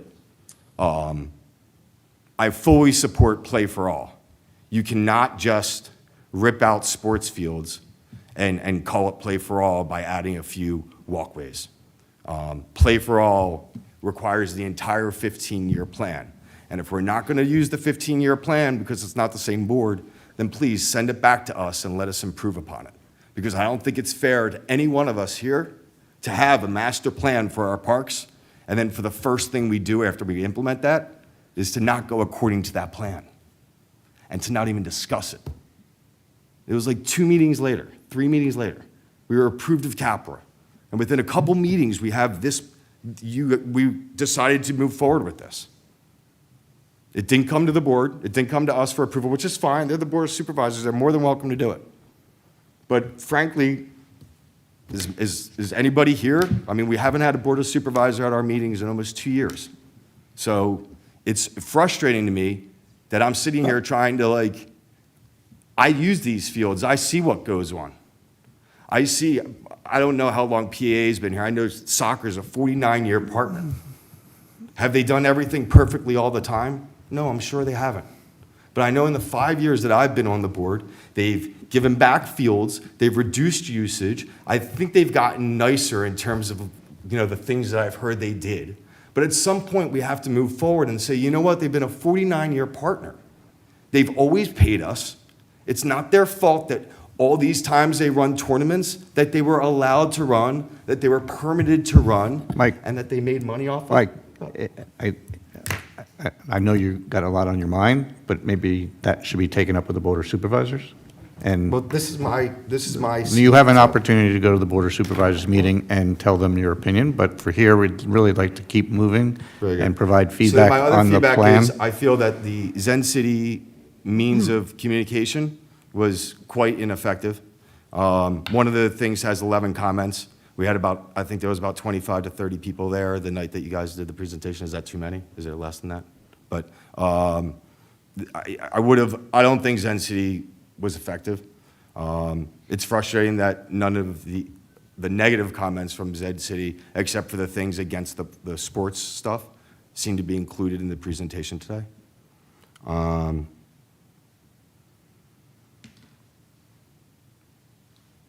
And I'll just leave it at that. I really, yeah, I'll leave it at that. Kim, do you have any comments? Yes. Okay, so first of all, I would have to better understand if we're removing some fields like the baseball fields that Mike's talking about, what the capacity at other fields exists and if it's reasonable to move them there or not, or if they're needed here. And I don't know that I have that information to make an educated decision on that. And then to Mike Blundy's point, so I understand that the pathway that they would be making a pedestrian pathway is currently convenient for people to pull in, quick drop off and all of that. But I do feel like that is causing a lot of the problem and people would just have to adapt to walking a little bit further in order to be in the proper parking lots. Because that section that, is no longer connected is probably a lot of the, at least what I see from my experience, issues of kids running across, parents double parking, four-way flashers, pulling up on the grass, trying to watch from the car in the rain.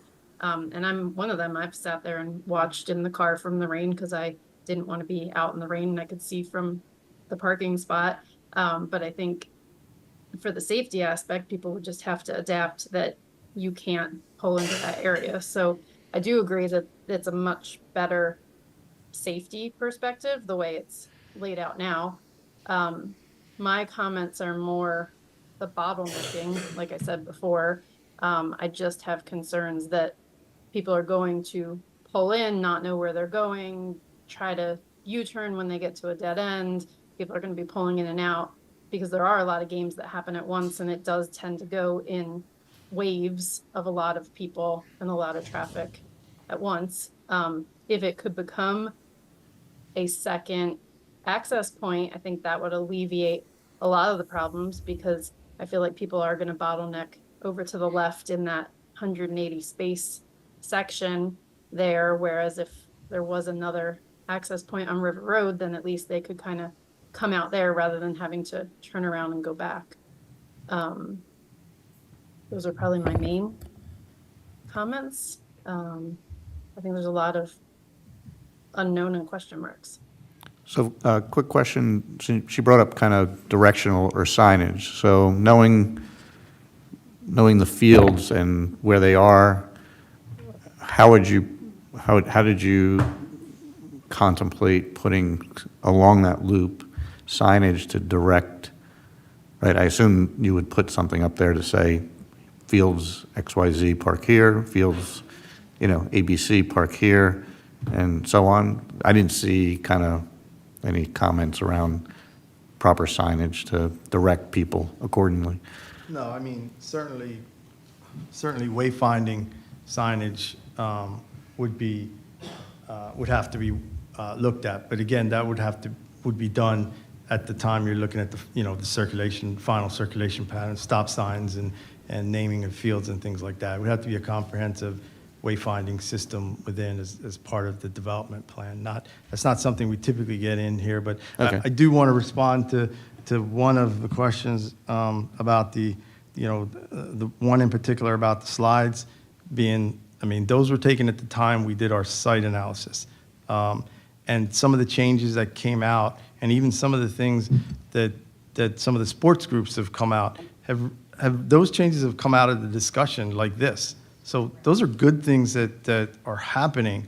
So the old slides kind of show the progression. And one of the reasons we did not connect the road in through the cul-de-sac here, like you were pointing out, coming up through here and I can't hear you.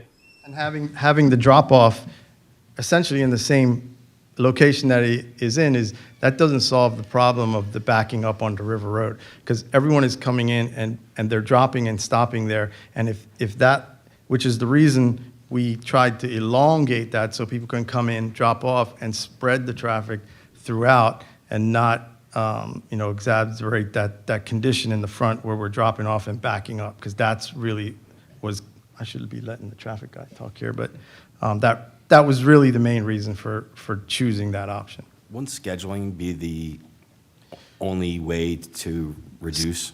Scheduling is definitely part of it, and it's one thing that the sports groups really talked about in our study committee meetings. I just found this game that completely takes. And I think that's, again, something that has come out of the hard discussions that our study committee had. And some of the groups have really taken the lead on looking at reprogramming and scheduling already.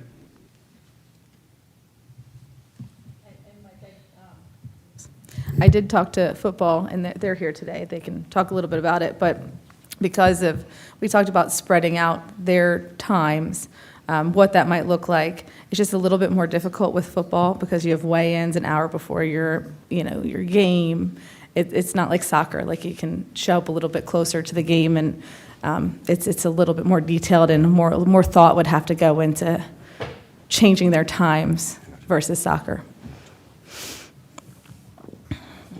Any more I have one other comments for Monica, from the actually. board?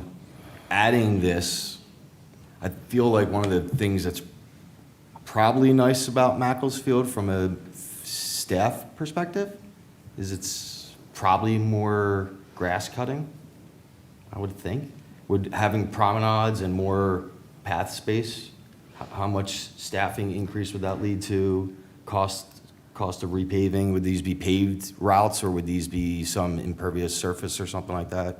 Yeah, so I'll just address that. I mean, if the next step slide identified that one of the next things we will be looking at is operations and maintenance. So that will be taken into consideration with regards to the cost. Is that for both near term and the longer term, or is it more just for the near term? Primarily for the near term. Okay. But do you think with scheduling improvements and a real traffic, and a formal traffic study, I'm trying to use the correct terms, and could you envision this drastically changing from this? So I think the scheduling definitely could help, but I don't think with the number of fields there, unless you reduce fields. I mean, it's over-programmed. There's too many fields there now. That's what's leading to the problems. In regards to the traffic study, I mean, you really wouldn't do a traffic study until you, again, why am I answering this question?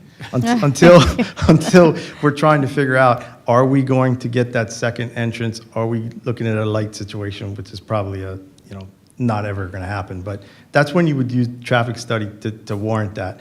There's nothing that warrants an official traffic study. We're looking at the circulations and the problems there. That's really was the limit of our scope, and typically what you would do. You wouldn't get into an official traffic study and counting cars until you were trying to use that to get something approved. Is that correct, Mr. That Chair? is correct. I mean, once you had I would say, a more firm plan of the number of parking spaces that are ultimately going to be there is when you would start to develop the traffic study and analysis.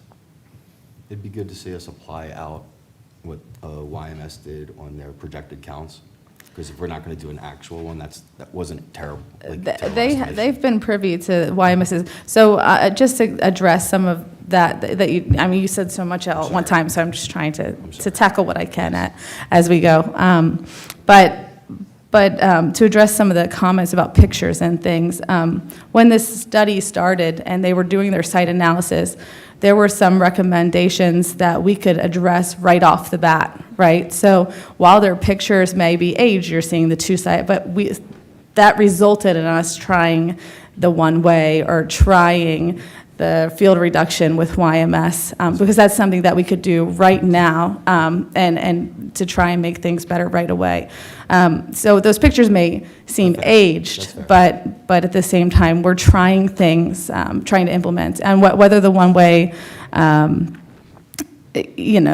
worked in the way that we wanted it to, I'm not sure. That there are some issues with it. The width of the path is very wide, so we have people whipping around while people are trying to drop their kids off. So it's like a different new problem caused by one-way versus, now it's just like a whole different problem, So I'm not sure that resolved any issues anyway, but it was always meant to be something temporary until we could really move into a more near-term plan. I appreciate it. Do we have any public comment on the near-term plan? Or committee members that want to speak? Come on up. I might have turned that mic off.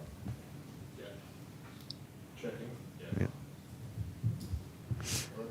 It takes a second. Try again. Hello? Okay.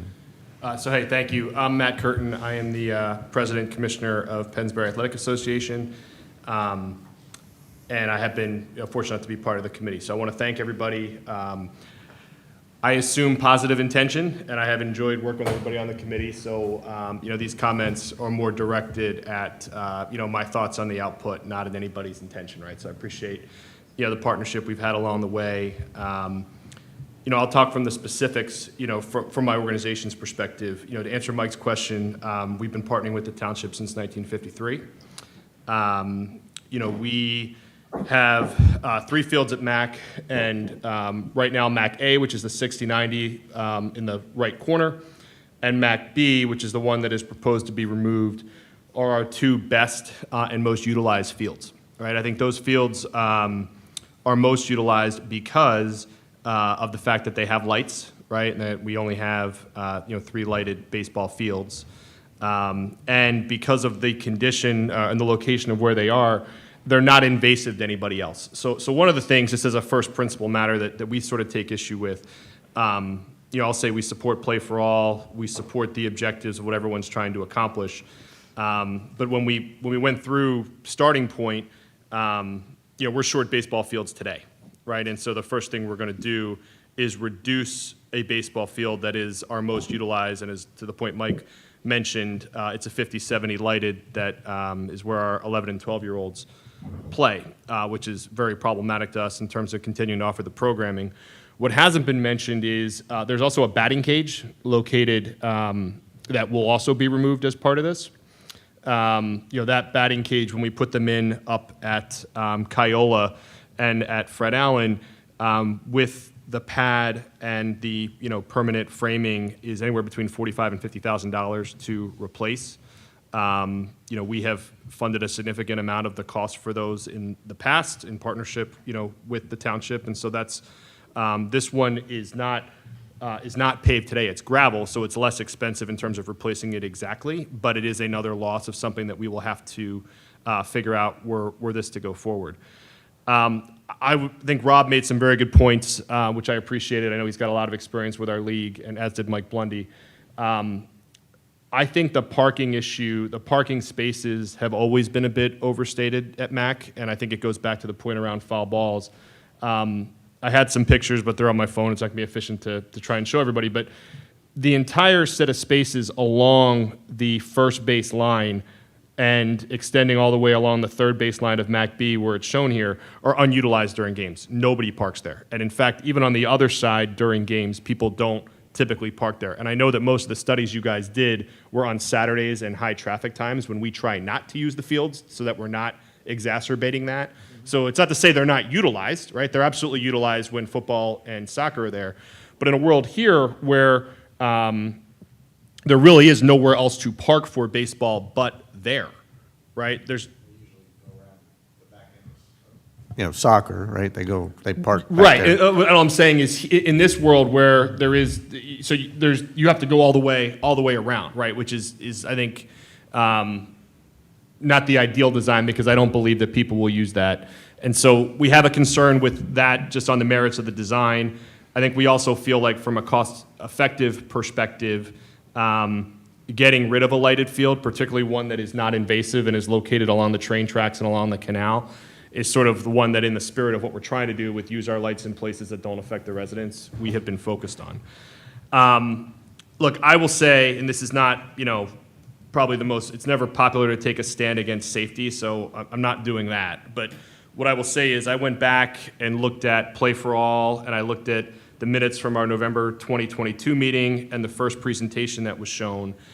And there were a lot of objectives that were in there in terms of things we were hoping to accomplish as a committee. And I feel like this final proposal really only addresses safety. And in fact, what's frustrating to me is its observational opinions around safety. And I'm not an expert, so I'm not going to argue with people who are, but I will say from an observational perspective, I have kids, 2 girls in YMS, a son in baseball. I've coached all of them in flag. I'm in that park every day and have been for the last 12 years, and that goes back even beyond that to when I was a kid playing on those fields. I don't know of a safety issue that's ever actually happened, right? And I don't know in any of the studies and anything we've done that we've ever actually pulled the data of well, have we actually had an incident? Has someone actually gotten hit? Has something actually happened? It's all observational, right? And that's okay, right? We want to be safe. But I think what has happened here, and this is my opinion, I speak for myself and nobody else, is we have a problem that we cannot solve without more fields. Period, full stop, bigger picture, okay? So we're trying to solve something to say we've done something, right? And try and get some minimal improvement and get a win where we can. And I'm not opposed to that, but my opinion is, number one, the juice isn't worth the squeeze, right? The minimum benefit that we get from this when combined with the cost and the issues that it will cause for us in particular, but I think also cascading through Parks and Rec more broadly, it's a half measure, and I don't think that was the intent when we got started. We're now talking about an interim plan and a long-term plan, and everything we talked about from the beginning was a master plan, right? And I think what very clearly became evident to everyone was that, oh, well, there really is no master plan without field acquisition, and we can't really go get land or field acquisition, so let's break it up into bites, right? And I think that's what ended up happening here. And to Mike's point, and I'll stop and let some other people speak, I just think it's a cart before the horse, and I think it is not reasonable to make this type of a change without having the rest of it clearly lined out of where it's going. So I appreciate everyone listening to me, and turn the mic over. Thank you. Thanks, Matt. Hi, Lori. Hi. I'm Lori Gray. I am a Lower Makefield Township resident. I also served on the steering committee and really enjoyed working with everyone. I have about 6 minutes that I want to talk, and I'm kind of looking at it from a different perspective because I was one of the residents, and my home is adjacent to Macclesfield Park. So full disclosure for those that don't know. I think a critical component of the current usage at Macclesfield Park, the near-term design plan and the long-term vision plan, is adherence to the Lower Makefield Township ordinances and performance standards. And as residents, we appreciate and are fortunate that the township has such performance standards to ensure the quality of life for all of the residents in the township. So this evening, I'll be addressing two of those performance standards in particular. Now, these standards can be found online at the Township of Lower Makefield, Part 2, General Legislation, Chapter 200, Zoning, Article 14, General Legislation applicable to all users, number 200-66. And the opening paragraph reads, requirements for all uses and activities established after the effective date of this chapter shall comply with the following standards in this section. No use shall be permitted which is noxious or offensive to surrounding properties by reasons of odor, dust, smoke, gas, vibration, illumination, or noise, which constitutes a public hazard by fire or explosion. So I'll be addressing noise control and glare this evening.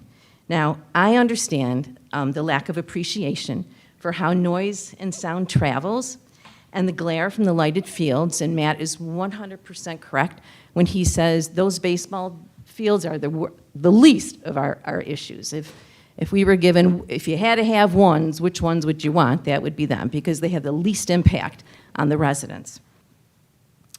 And because given the houses, they're not in view, and I know myself, I walk that park, I ride my bike there, and it's like you can't even see my house. You would not even know that my house was there. So I appreciate that, I really do. And it doesn't matter if you're playing soccer, volleyball, football, baseball, it really doesn't matter. It's hard to see the houses. And that is why I think it's important to bring it to not only the board's attention to ensure adherence, but to the attention of all the residents, because a lot of residents use that park. So 200-66, which is the performance standard, Section B for noise control. The maximum permitted decibel level for a residential area measured at the property line is 55 decibels. And I'm taking it right from here. The sound level of any operation shall not exceed the decibel levels designated below, with the following exceptions: the operation of motor vehicles or other transportation vehicles or other transportation facilities, emergency alarm signals, or time signals. Sound pressure levels shall be measured at the property line upon the emission occurs and shall be limited by the use category of the adjacent affected property. The maximum permissible sound pressure levels for smooth and continuous noise shall be as follows. Residential, 55. Noise from recordings, loudspeakers, or public address systems. No musical recordings or advertising and other activity shall be carried on which shall create noise interfering with the reasonable enjoyment of adjacent residential properties or which exceeds the decibel limits set by this subsection. Section G, it talks about glare. Any operation or activity producing glare shall be conducted so that the direct or indirect light from the source shall not cause illumination in excess of 0.5 foot candle when measured in any residential or commercial district. So current activities in lighting performed adjacent to the residential properties near Macclesfield Park need to be determined if they're in compliance with both of these performance standards. Now, to the best of my knowledge, nor do I recall it being done as part of this study, performance testing has not occurred. Now, if it has, then I'm requesting to see the date and the data and the findings of that. And if not, then this needs to be conducted at a time when standard activity is occurring during all seasons. Now, I will point out that noise testing, we as residents did our own noise testing, bought a decibel reader, and recently did some testing on our own. When multiple games are being played, now I'm talking really right now about what's behind the residential, where the extra soccer fields are. Like the far left of the, right, where the houses, where the homes are, right. So when multiple games are being played at the property line, decibel reading exceeded 70 55. Now, I'm going to play you a recording from March 7th. It's 18 seconds long, that's all.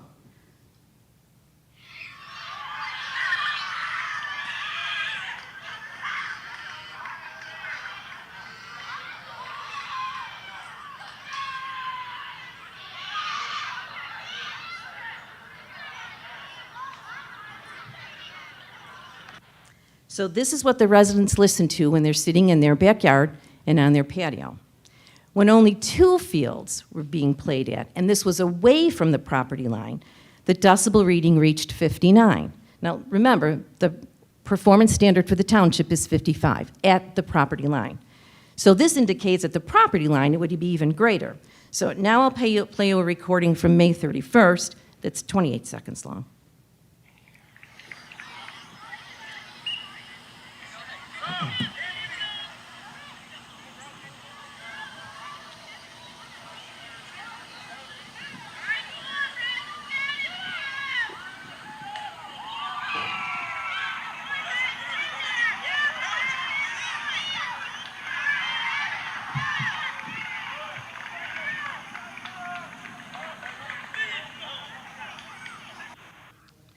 Now, as another Quick question, example- Lori. Have Yeah. you measured decibel levels for trash trucks, lawn mowers, leaf blowers? No, I haven't. Any of the That's other on the main- performance, I mean, if, I don't, and it's not Does it 4.5 apply? hours every single night, and all day Saturday and Sunday, okay? So, no, I have not measured when the truck for my garbage disposal comes for 2 minutes down my road. No, I have not done that. Now, as another Just so you example know, I of was how more some... curious about that, just to understand how loud that is. So I was wondering the same question, but not to be offensive, but more like to a baseline of like that. I can hear what that sounds Yeah, like. Does you can that look it sound up online, equivalent? that, I will. And again, this is continuous, though keep in mind, this isn't 2 seconds when it drives by your road, okay? Just asking, Yeah, because again, yeah. there's a Yeah, baseline I don't know about like comparison. lawn so- mowers and things like that. There course. are, online, when I did look it up, okay, they did have a certain grid. I don't recall them all, so I don't want to speak out of turn. I don't want to. And I just wanted to also I mention, could add just, a dishwasher is like a 55 decibel level. so as another example of how sound travels, I did one inside my home at an open window. Now, I think most of you know where my home is, right? So I got a decibel reading from the turf field, which is quite a distance from my home, okay? And that was in the high 40s, okay? I mean, it didn't hit the 55, and I'm not complaining, I'm just stating as a point of reference where it is. Now, I will say that the president of YMS, George Slavin, has taken great steps to decrease the usage on the fields behind the residential properties, which is the area that we're talking about. It's much appreciated. It demonstrates good partnership with the township and residents, which is why I don't understand why those fields are still in the near and long-term plan. But as you can hear, even the current usage of those fields far exceeds the 55 decibel level. Now, as far as glare goes, I took a picture from May 2nd from my patio of the lights on Field H.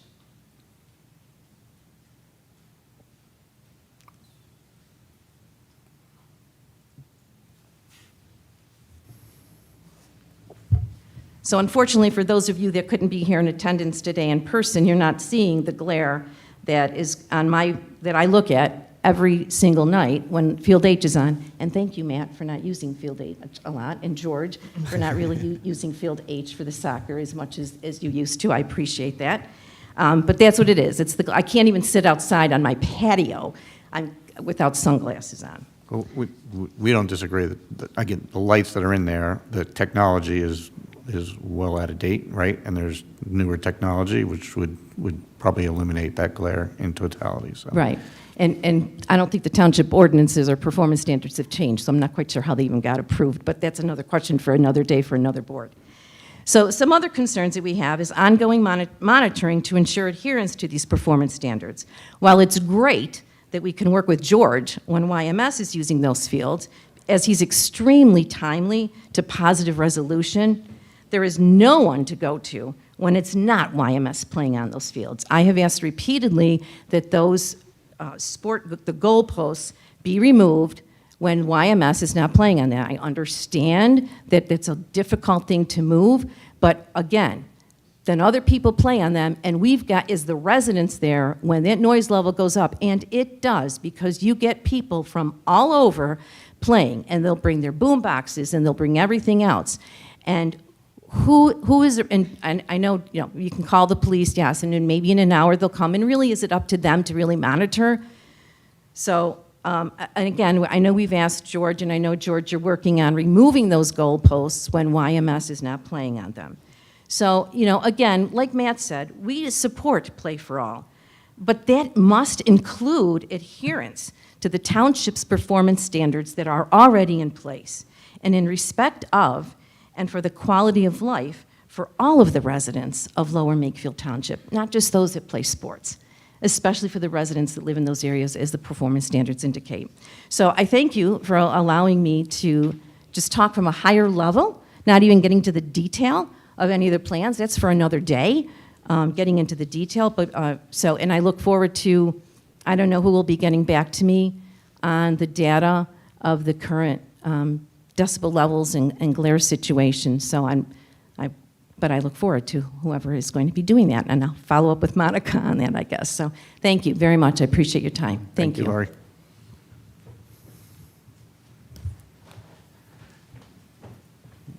Any other public comment? Do we have anybody on the, nope, the red light's not on. Can you, Go ahead. thank you, real quick, can you bring up the parking again and kind of shuffle through? Sure. Just the, Just remember to state your name and et cetera.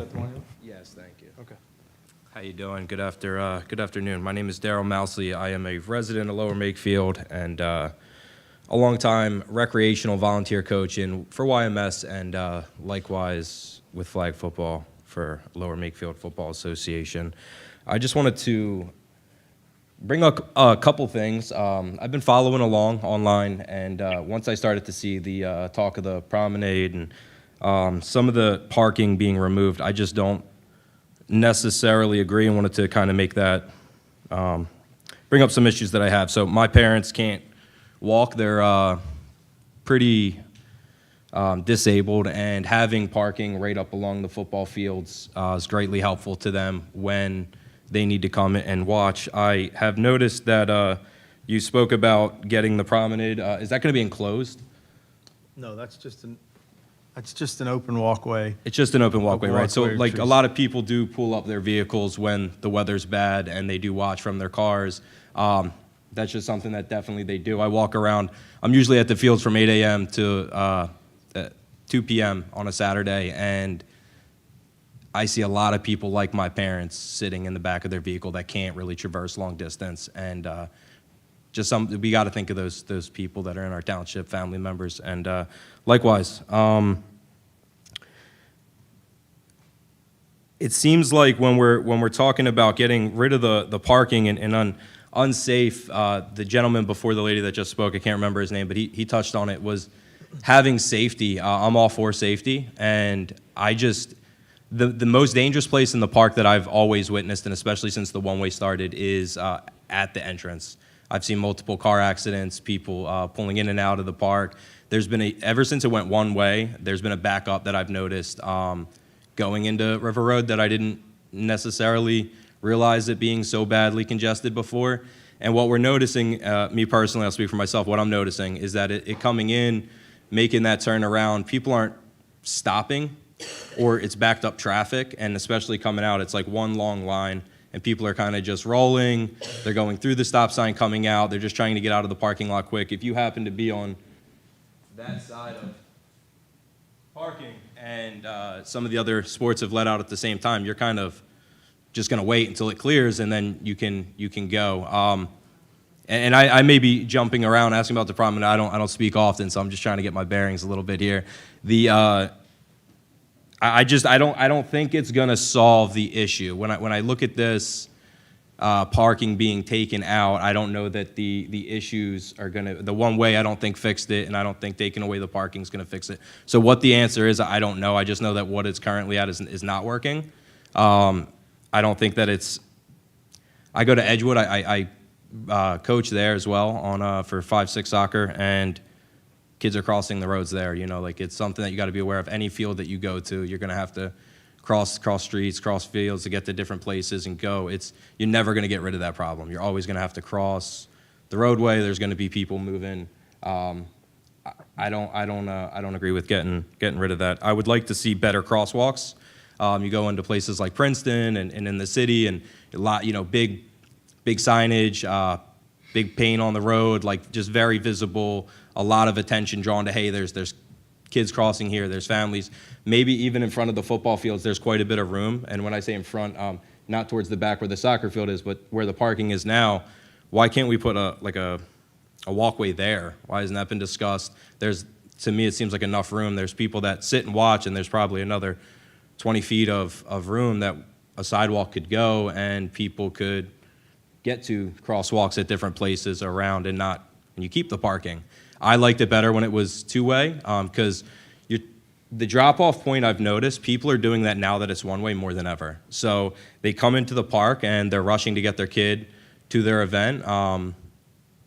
They're dropping them off at the front now because they don't want to wait to go around the entire park to maybe get them. So now their kids are stopping, they're jumping out there, which I didn't notice before because they would pull up, maybe they'd park, let their kid off, turn around, and go back out. So now that they have to go all the way around the park, I've definitely noticed that a lot more. I've noticed a lot more like turning around right there, people just coming in, dropping their kid and bouncing right out, not even parking, not just parking, you know. It's the one way is definitely, I don't think, helped anything. So just going down my notes here.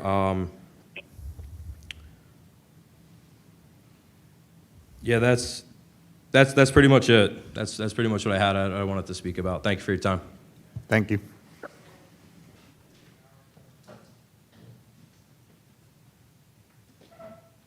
Come on up. Kevin Schreiber, resident, Lower Makefield, and also a member of the Citizens Traffic Commission.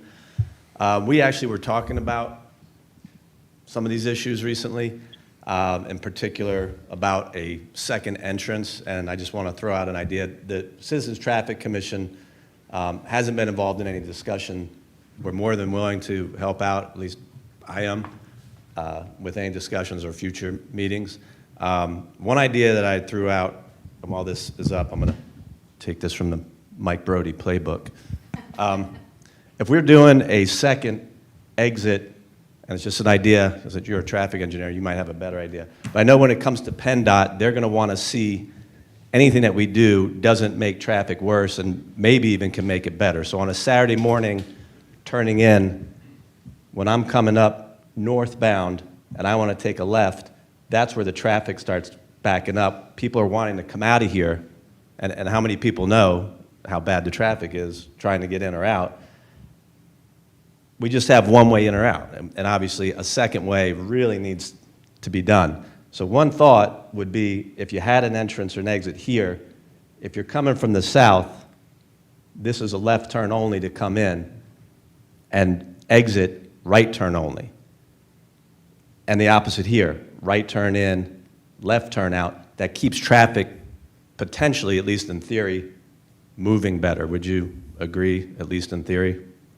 Possibly. Could you state the two-turn maneuvers again? All right, so you're coming northbound. If this was an entrance and then an exit, right turn only, now your traffic continues to move because you're not waiting for the opposite traffic. And then same thing here, right turn only and left turn out.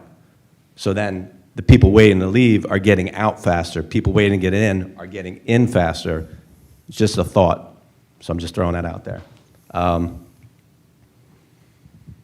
hang on one second. I thought I had something else.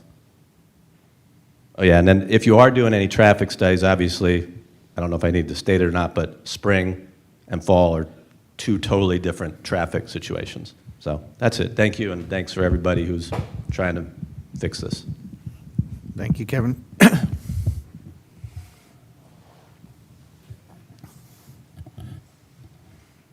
Hi, my name is Jenny Cozen. I've lived in my residence probably for 32 years. We were the first resident in the Rivergate community, which is adjacent to the park. When I was there a long time ago, there were no fields behind our house. That said, I don't feel like the board is taking the noise ordinance seriously. It is, I can't sit out on my deck on a Saturday in the spring or the fall, the two seasons where you enjoy sitting outside. Is there some kind of response you can give me that you will look into making sure that the ordinance are adhered to with all the fields behind there? I think we can pass that information along to the Board of Supervisors. We're an advisory board, so we can make a recommendation, Well, for the I Board of hear a lot about Supervisors to the look into it. traffic ordinances. Noise is an ordinance, that's a law. The light is an ordinance, the law. And I just want to make sure that, we've lived there for a long time, and it's really, really imposes on us. Not everybody in Rivergate, but those people who live adjacent to the park have to deal with it every weekend, every evening. The other thing I want to say, and this is common sense, I think your two plans are reversed. I think the long-term plan should come first. Figure out where you're going to put the fields before you take them out. And it just the way that makes sense as a mother. Okay, thank you. I just want to say to your noise question, if I'm keeping it real, I'm shocked that a soccer game would turn up to a number that would break a noise ordinance. So, I invite so you- like everything you just said, like mind blown. First I heard of it, and I've been on this board for 5 years, and I live across from the softball field, so literally across the street from the softball fields. So I do hear sports. I would, out of curiosity, be curious to know what that is. I would be shocked if it was loud. So that's my answer to you. Is I am flabbergasted that you are, in theory, presenting data that is against. I'm shocked that that's the ordinance, if I'm keeping it real. So what I can do is I can bring this to our code enforcement officer, and I can have him truly evaluate the situation, and then we could go from there. Yeah, no, I would appreciate it. Yep. Thank you. No problem. That's all I can do. More comments? Come on, George. Hi, George Schlieben, President of YMS. I don't want to go too long. We've been here a while, guys, so I'm not going to make too many comments. But I think just want to bring up that I would agree, and thank you guys again for everything. I've certainly been involved since I think October of maybe even 21 when this thing started. So some of the conversation started. I think, and since some point the residents make, I think putting that pathway through the back, right? It will inhibit the ability, one, to rotate the fields, right? We all talk about the field quality, right? So being able to move the fields around, also at some points be able to move the fields back off the neighborhoods, right? I think that is a piece. If you do that, you then start to limit what they can do, and forget the user group, whoever's using it back there. However you put them in, you're going to need to rotate those pieces around to give it rest and to be able to get the fields off those neighborhoods. I do think that we should evaluate the progress in particular has been made in the park by the user groups. YMS, I think we've dropped by 10,000 cars over the 10-week season in this past spring. That'll continue in the fall. And I think that should be reevaluated I think it should be reevaluated and going forward this and just kind of see, has it impact done enough before we jump to this? Because I do think we need to figure out, like, when you start to take fields away, where do they go? And do we need to move fast? Like, it doesn't mean this is necessarily the wrong plan. It just says, do you jump to this if we're able to make some mitigating things in the near term? That's really the first, I think, is us will all continue to work on our scheduling and everybody else trying to work on the scheduling that uses the park. So that's what I have. Thank you.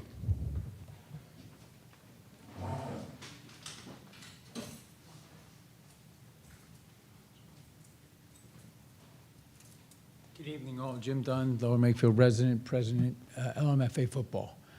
I guess the one thing I need to clarify, it was stated in the presentation that we do not need fields.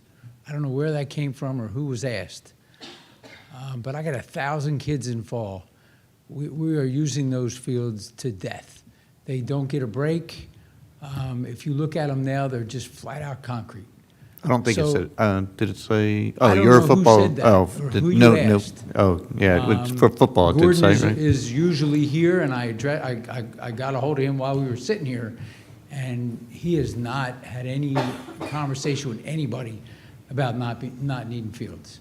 I mean, I don't know if you guys have been there on a Saturday and watched us play flag, but we take our 2 fields and turn them into 6, and my fields are going the wrong way, and I mean, if you just walk into the park and you look at what you see with all those people on that field, and the parking that's there is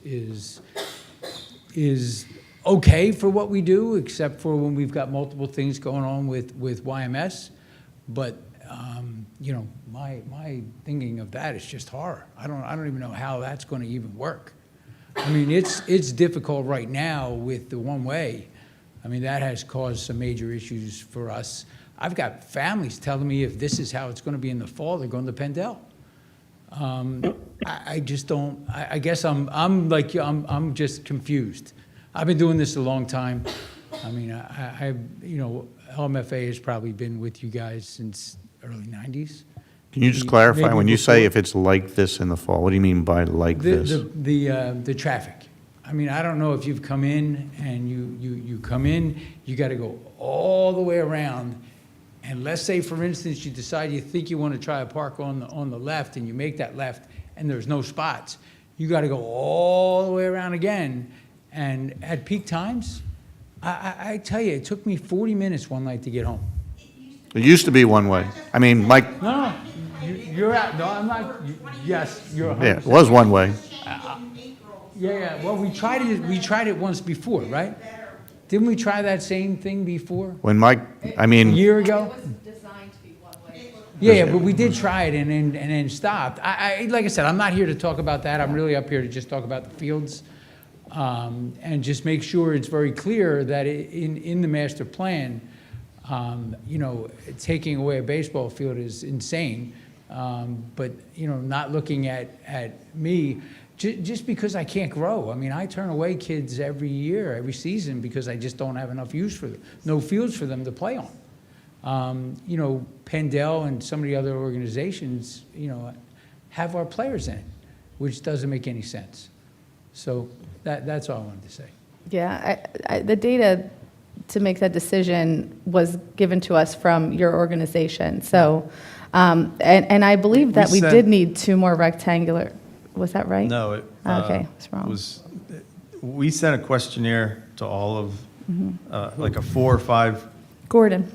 page questionnaire. I talked to him from this meeting, and all he said to me is that we keep asking for the field between our fields and the shed, because that would help us. I can send you the email Gordon sent me Would with you? the data that he gave me, yeah. Please? Yes, you got it. Because I'll get all over it. But he flat out denied it. I could show you the text. Yeah, I mean, maybe, he sent me data, we used that data to determine field need. Okay. So that's, Okay. that's like I what said, we went based on. I would guarantee he would argue with you on that. Well- But if it's in writing, you know, Yeah. you must have misunderstood your question or something. It was just numbers is all we asked. We didn't ask it, do you need new fields? We said, what are your numbers? okay. And then we did the math based on the standards. Okay, Yeah. fair enough. Yeah. We actually sent the questionnaire to all the sports groups, including lacrosse, field hockey, everyone we had contacts for. Each one filled out the questionnaire. It was a 4 or 5-page questionnaire. Asked how many kids are in your organization. Are you growing? You know, what do you expect for next year? Which fields do you use? Which fields at Macclesfield do you use? How often do you use? What times are your practices? When are your games? All of that information. We took that information, we summarized it. We used our own gauge to see if the fields were overused or not used based on the scheduling and the time. We benchmarked those against national standards, and then we went back and we met with each individual group in a sports forum. We reviewed all of that documentation with each individual group, and each one confirmed those numbers for us to put those final guesstimates together. It's a difficult thing to do because there really isn't standards, and you could look at 5 different maintenance practices, on how people maintain and use fields and the quality of the fields. And there's different numbers, so we wanted to make sure we met with each one to get a firm understanding of our projections and have them quantify that, and we did that. Okay, I'd find it hard to believe that the numbers Gordon would have given you would have not showed considerable growth every year, including this year. I find that hard to believe. It sounds like I didn't see it. It didn't come my way, but I'd love to have a copy. We'll share that with you, and we'll have to re-verify if we need to, I'd because love to we have a want to make copy. sure we get the Yeah. right information. We need the right data, but Yeah, it's just that's data provided from your leak to us. Okay. It's not, Like I said, it's not something we shocked came that up you with. didn't- Yeah, I wouldn't think you would. Thank you. Do we have any other public comment?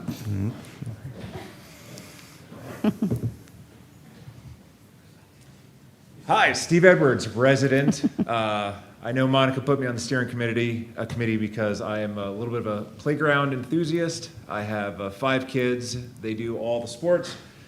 And so I have kind of that parent perspective. And I just want to say, well, first of all, YMS has done a great job. I don't know if we just lucked into this or if it really is the scheduling, but we've been at Afton and Quarry Hill, and it's fantastic being a parent. We talked about earlier tonight having people watch the games from their cars when it's raining. Well, my biggest concern is what do I do with siblings?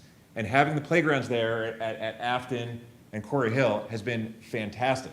And if you look at where they are at Macclesfield, this is where we always don't want to have a game. Even though it has lots of fields, lots of capacity, that's a major shortcoming of the current layout here. And so I like that the plan addresses that the recreational activities that are not sports are more centrally located. So I just want to say, I think that has a lot of value. It also, to me, if you have a destination playground, makes it less of a spring and fall park. Something you can use, especially if you can tie it into the canal with the canal path, which one of the early surveys or plots, whatever you had, we saw it in the steering committee. That orange path on the east side there was actually in the original plan for Macclesfield and was never developed. I believe that was the one right on the east side. It was there but never developed. But anyway, to me, I don't know, that makes Macclesfield more of a year-round. I'm running along the canal path. I can take my kids. They're on their bikes. I don't even live in that area, but that's something that, to me, like if I was taking them biking along the canal path, that makes Macclesfield more of a year-round destination thing. So these things, just as a resident, I think add a lot of value, and I'd be remiss if I didn't come up here and say something about it. But that's it. Bigger fish to fry. I will. Thanks, Steve.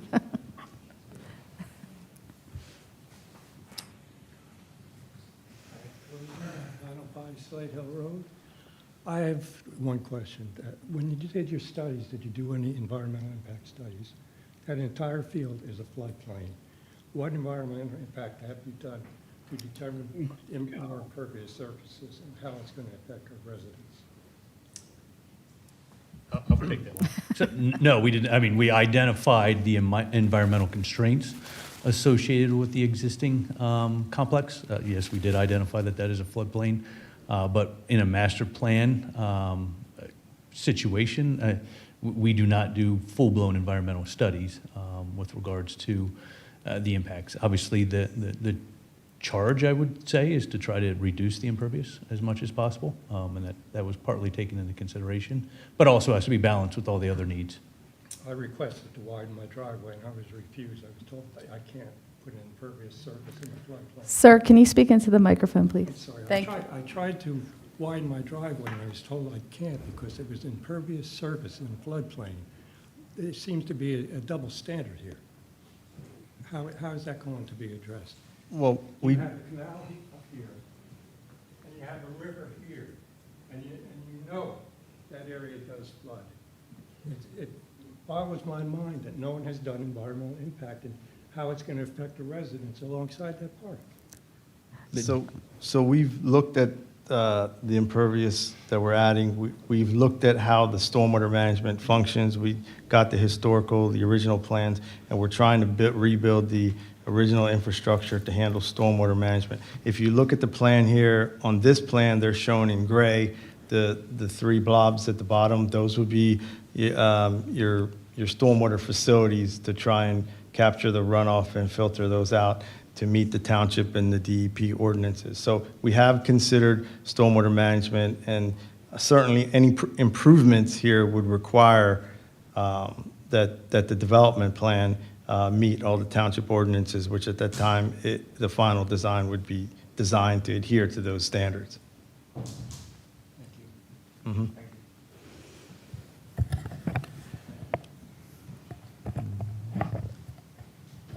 Come on up. You're not. Name's Craig Capello. I'll be quick. It's past my bedtime, so it's getting a little late. Just want to be real short and sweet. I really appreciate all the hard work and everyone's opinions, residents, sports programs. I'm just really here specifically for Macclesfield. I feel that that's an absolute legendary field in our community. Millions of memories and time spent together for the young kids, and just really feel the ambiance and the memories that are created there. And turning it into a parking lot is probably one of the worst ideas I could ever see. Really all I'm asking, it seems like there's tons of space there, tons of options. We take the removal of MACB completely out of the plan and say, let's save MACB, because I really feel the community stands behind that, and it's a big part of, obviously, my memories in the community, but obviously all the other kids that are here to come. Thank you. Appreciate your time.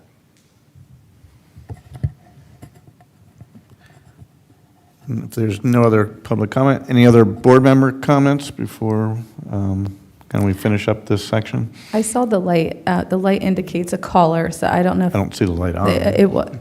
is there a caller? I don't know, is there No? no Okay, callers? no. Okay. Yeah, you saw it, right? I saw it. So, okay. Okay, it's usually have to be on, like on. Okay.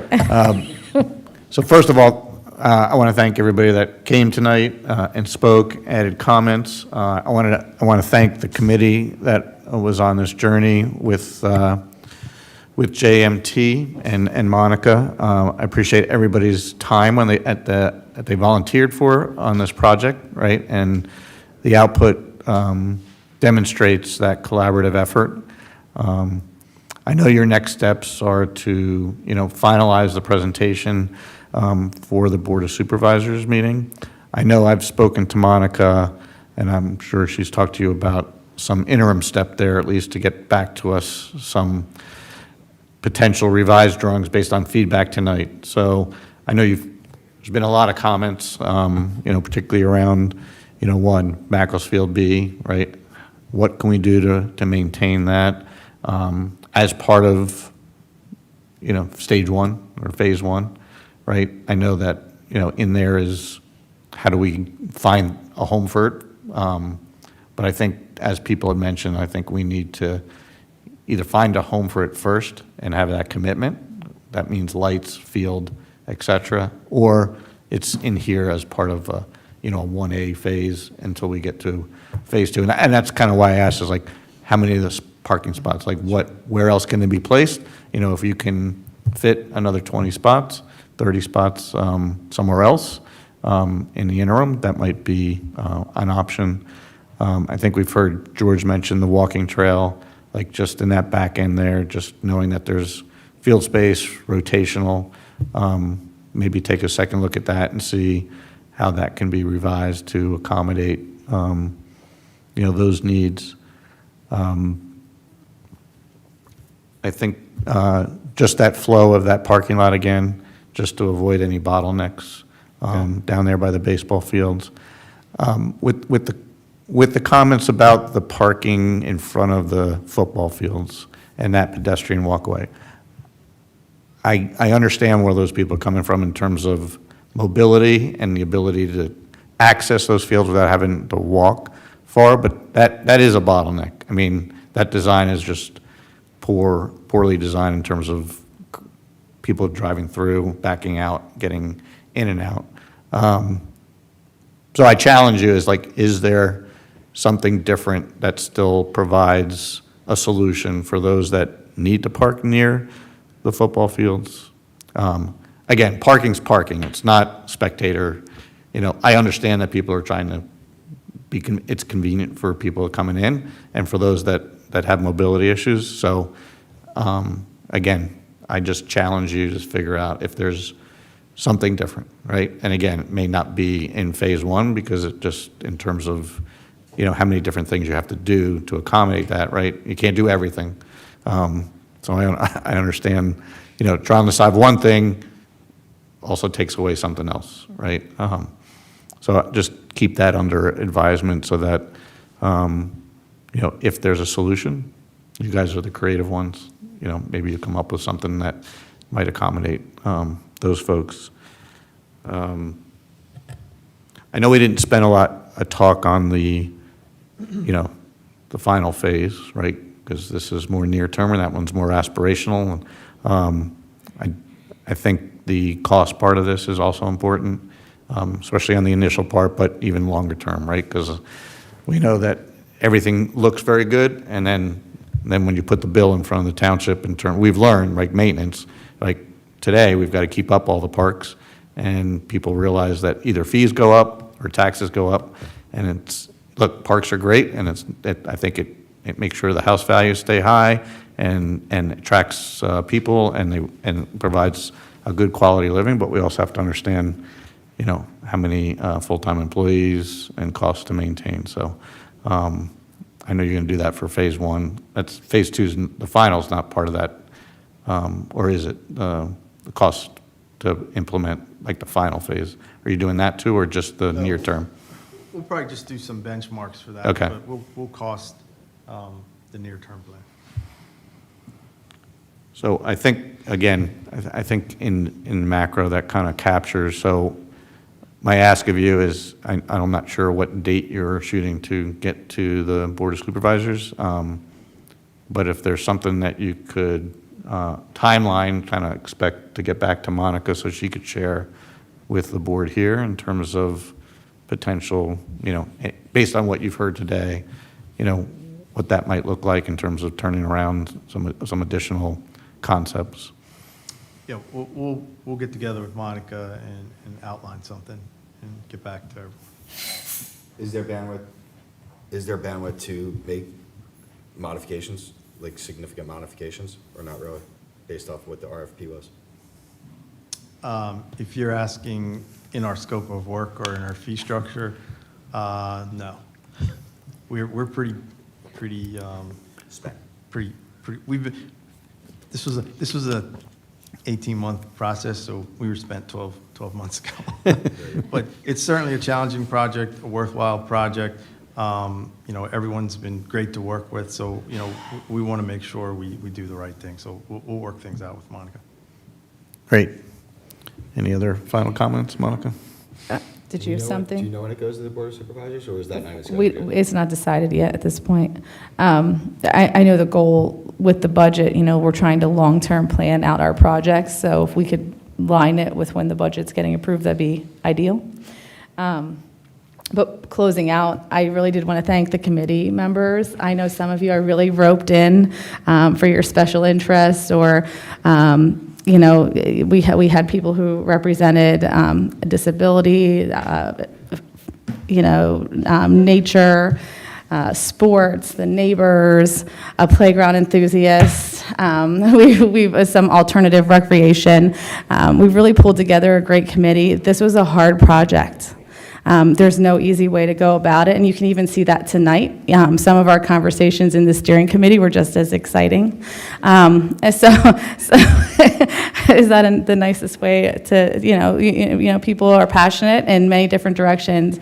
And it was definitely something that was hard to tackle. And as you can see tonight, even with what we did come up with, people are still passionate. And it's just, and that's just so great to see that so many people want to be involved. So thank you, everybody. And I appreciate everybody who was part of this project. And I look forward to seeing it finish. Thank you.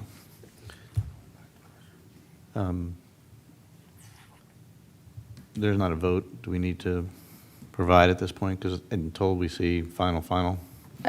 Yeah, this isn't, we're not at a final at So- this point. I don't think we're in a voting kind of position. Thank you. Yeah.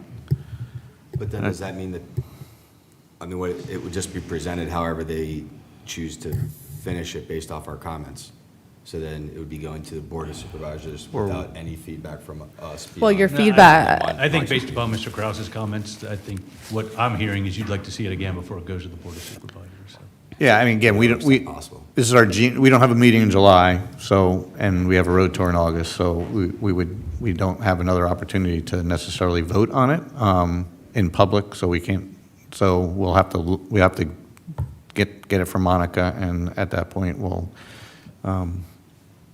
understand what it is, and the Board of Supervisors will have to, they ultimately, they have the final say. We can probably write a letter of recommendation or not, but we can't vote on it because we don't have a meeting, unless we change and we present. I'd contemplate adding a meeting if that would benefit. August, we have we do a road tour. So What's wrong with September? we could call a special meeting in August if we wanted to, if we got to that place. Yeah, so let's see what comes back, and then we can Yeah, I think make a as we determination. stated, we will work with Monica to understand the schedule and what constraints there are with regards to the Board of Supervisors and when it needs to get to them and figure that out. Sounds good. Thank you. All right, liaison reports, George? or Thank you all anybody very else? much. I appreciate it. You have anything else to say? Yeah. We have all of the athletic groups here, so if anybody wants to specifically Yeah. comment? None? Okay. We will skip that, and then Monica, it's your turn. I'm going to keep it brief this evening. We're in the middle of the heat of everything right now. Pool has started, camp starts in 2 weeks. We did have the pickleball palooza. It was well attended. It was a little event, and I'm hoping to have another one next year, or probably next year before we were to do it again. People were very grateful. Out of that came a lot of new requests for more like youth programming and things like that, because we did have some youth attend. So all great things with that. Pool registration, our financial gap has closed, which is exciting. We still are below in members, but as far as our financial gap, it is closing. I've been doing weekly reports. I'll start sending those to you as I get through them, comparing last year to this year and our final budget. So that's that, and that's really all I'm here to update on today. So that's all I have. Thank you. Mm-hmm. All right, now, other business, then does somebody want to make a motion to adjourn? Motion to adjourn? Second. All right. Motion carries. Thanks, everybody. Thank you. Night. Not everybody.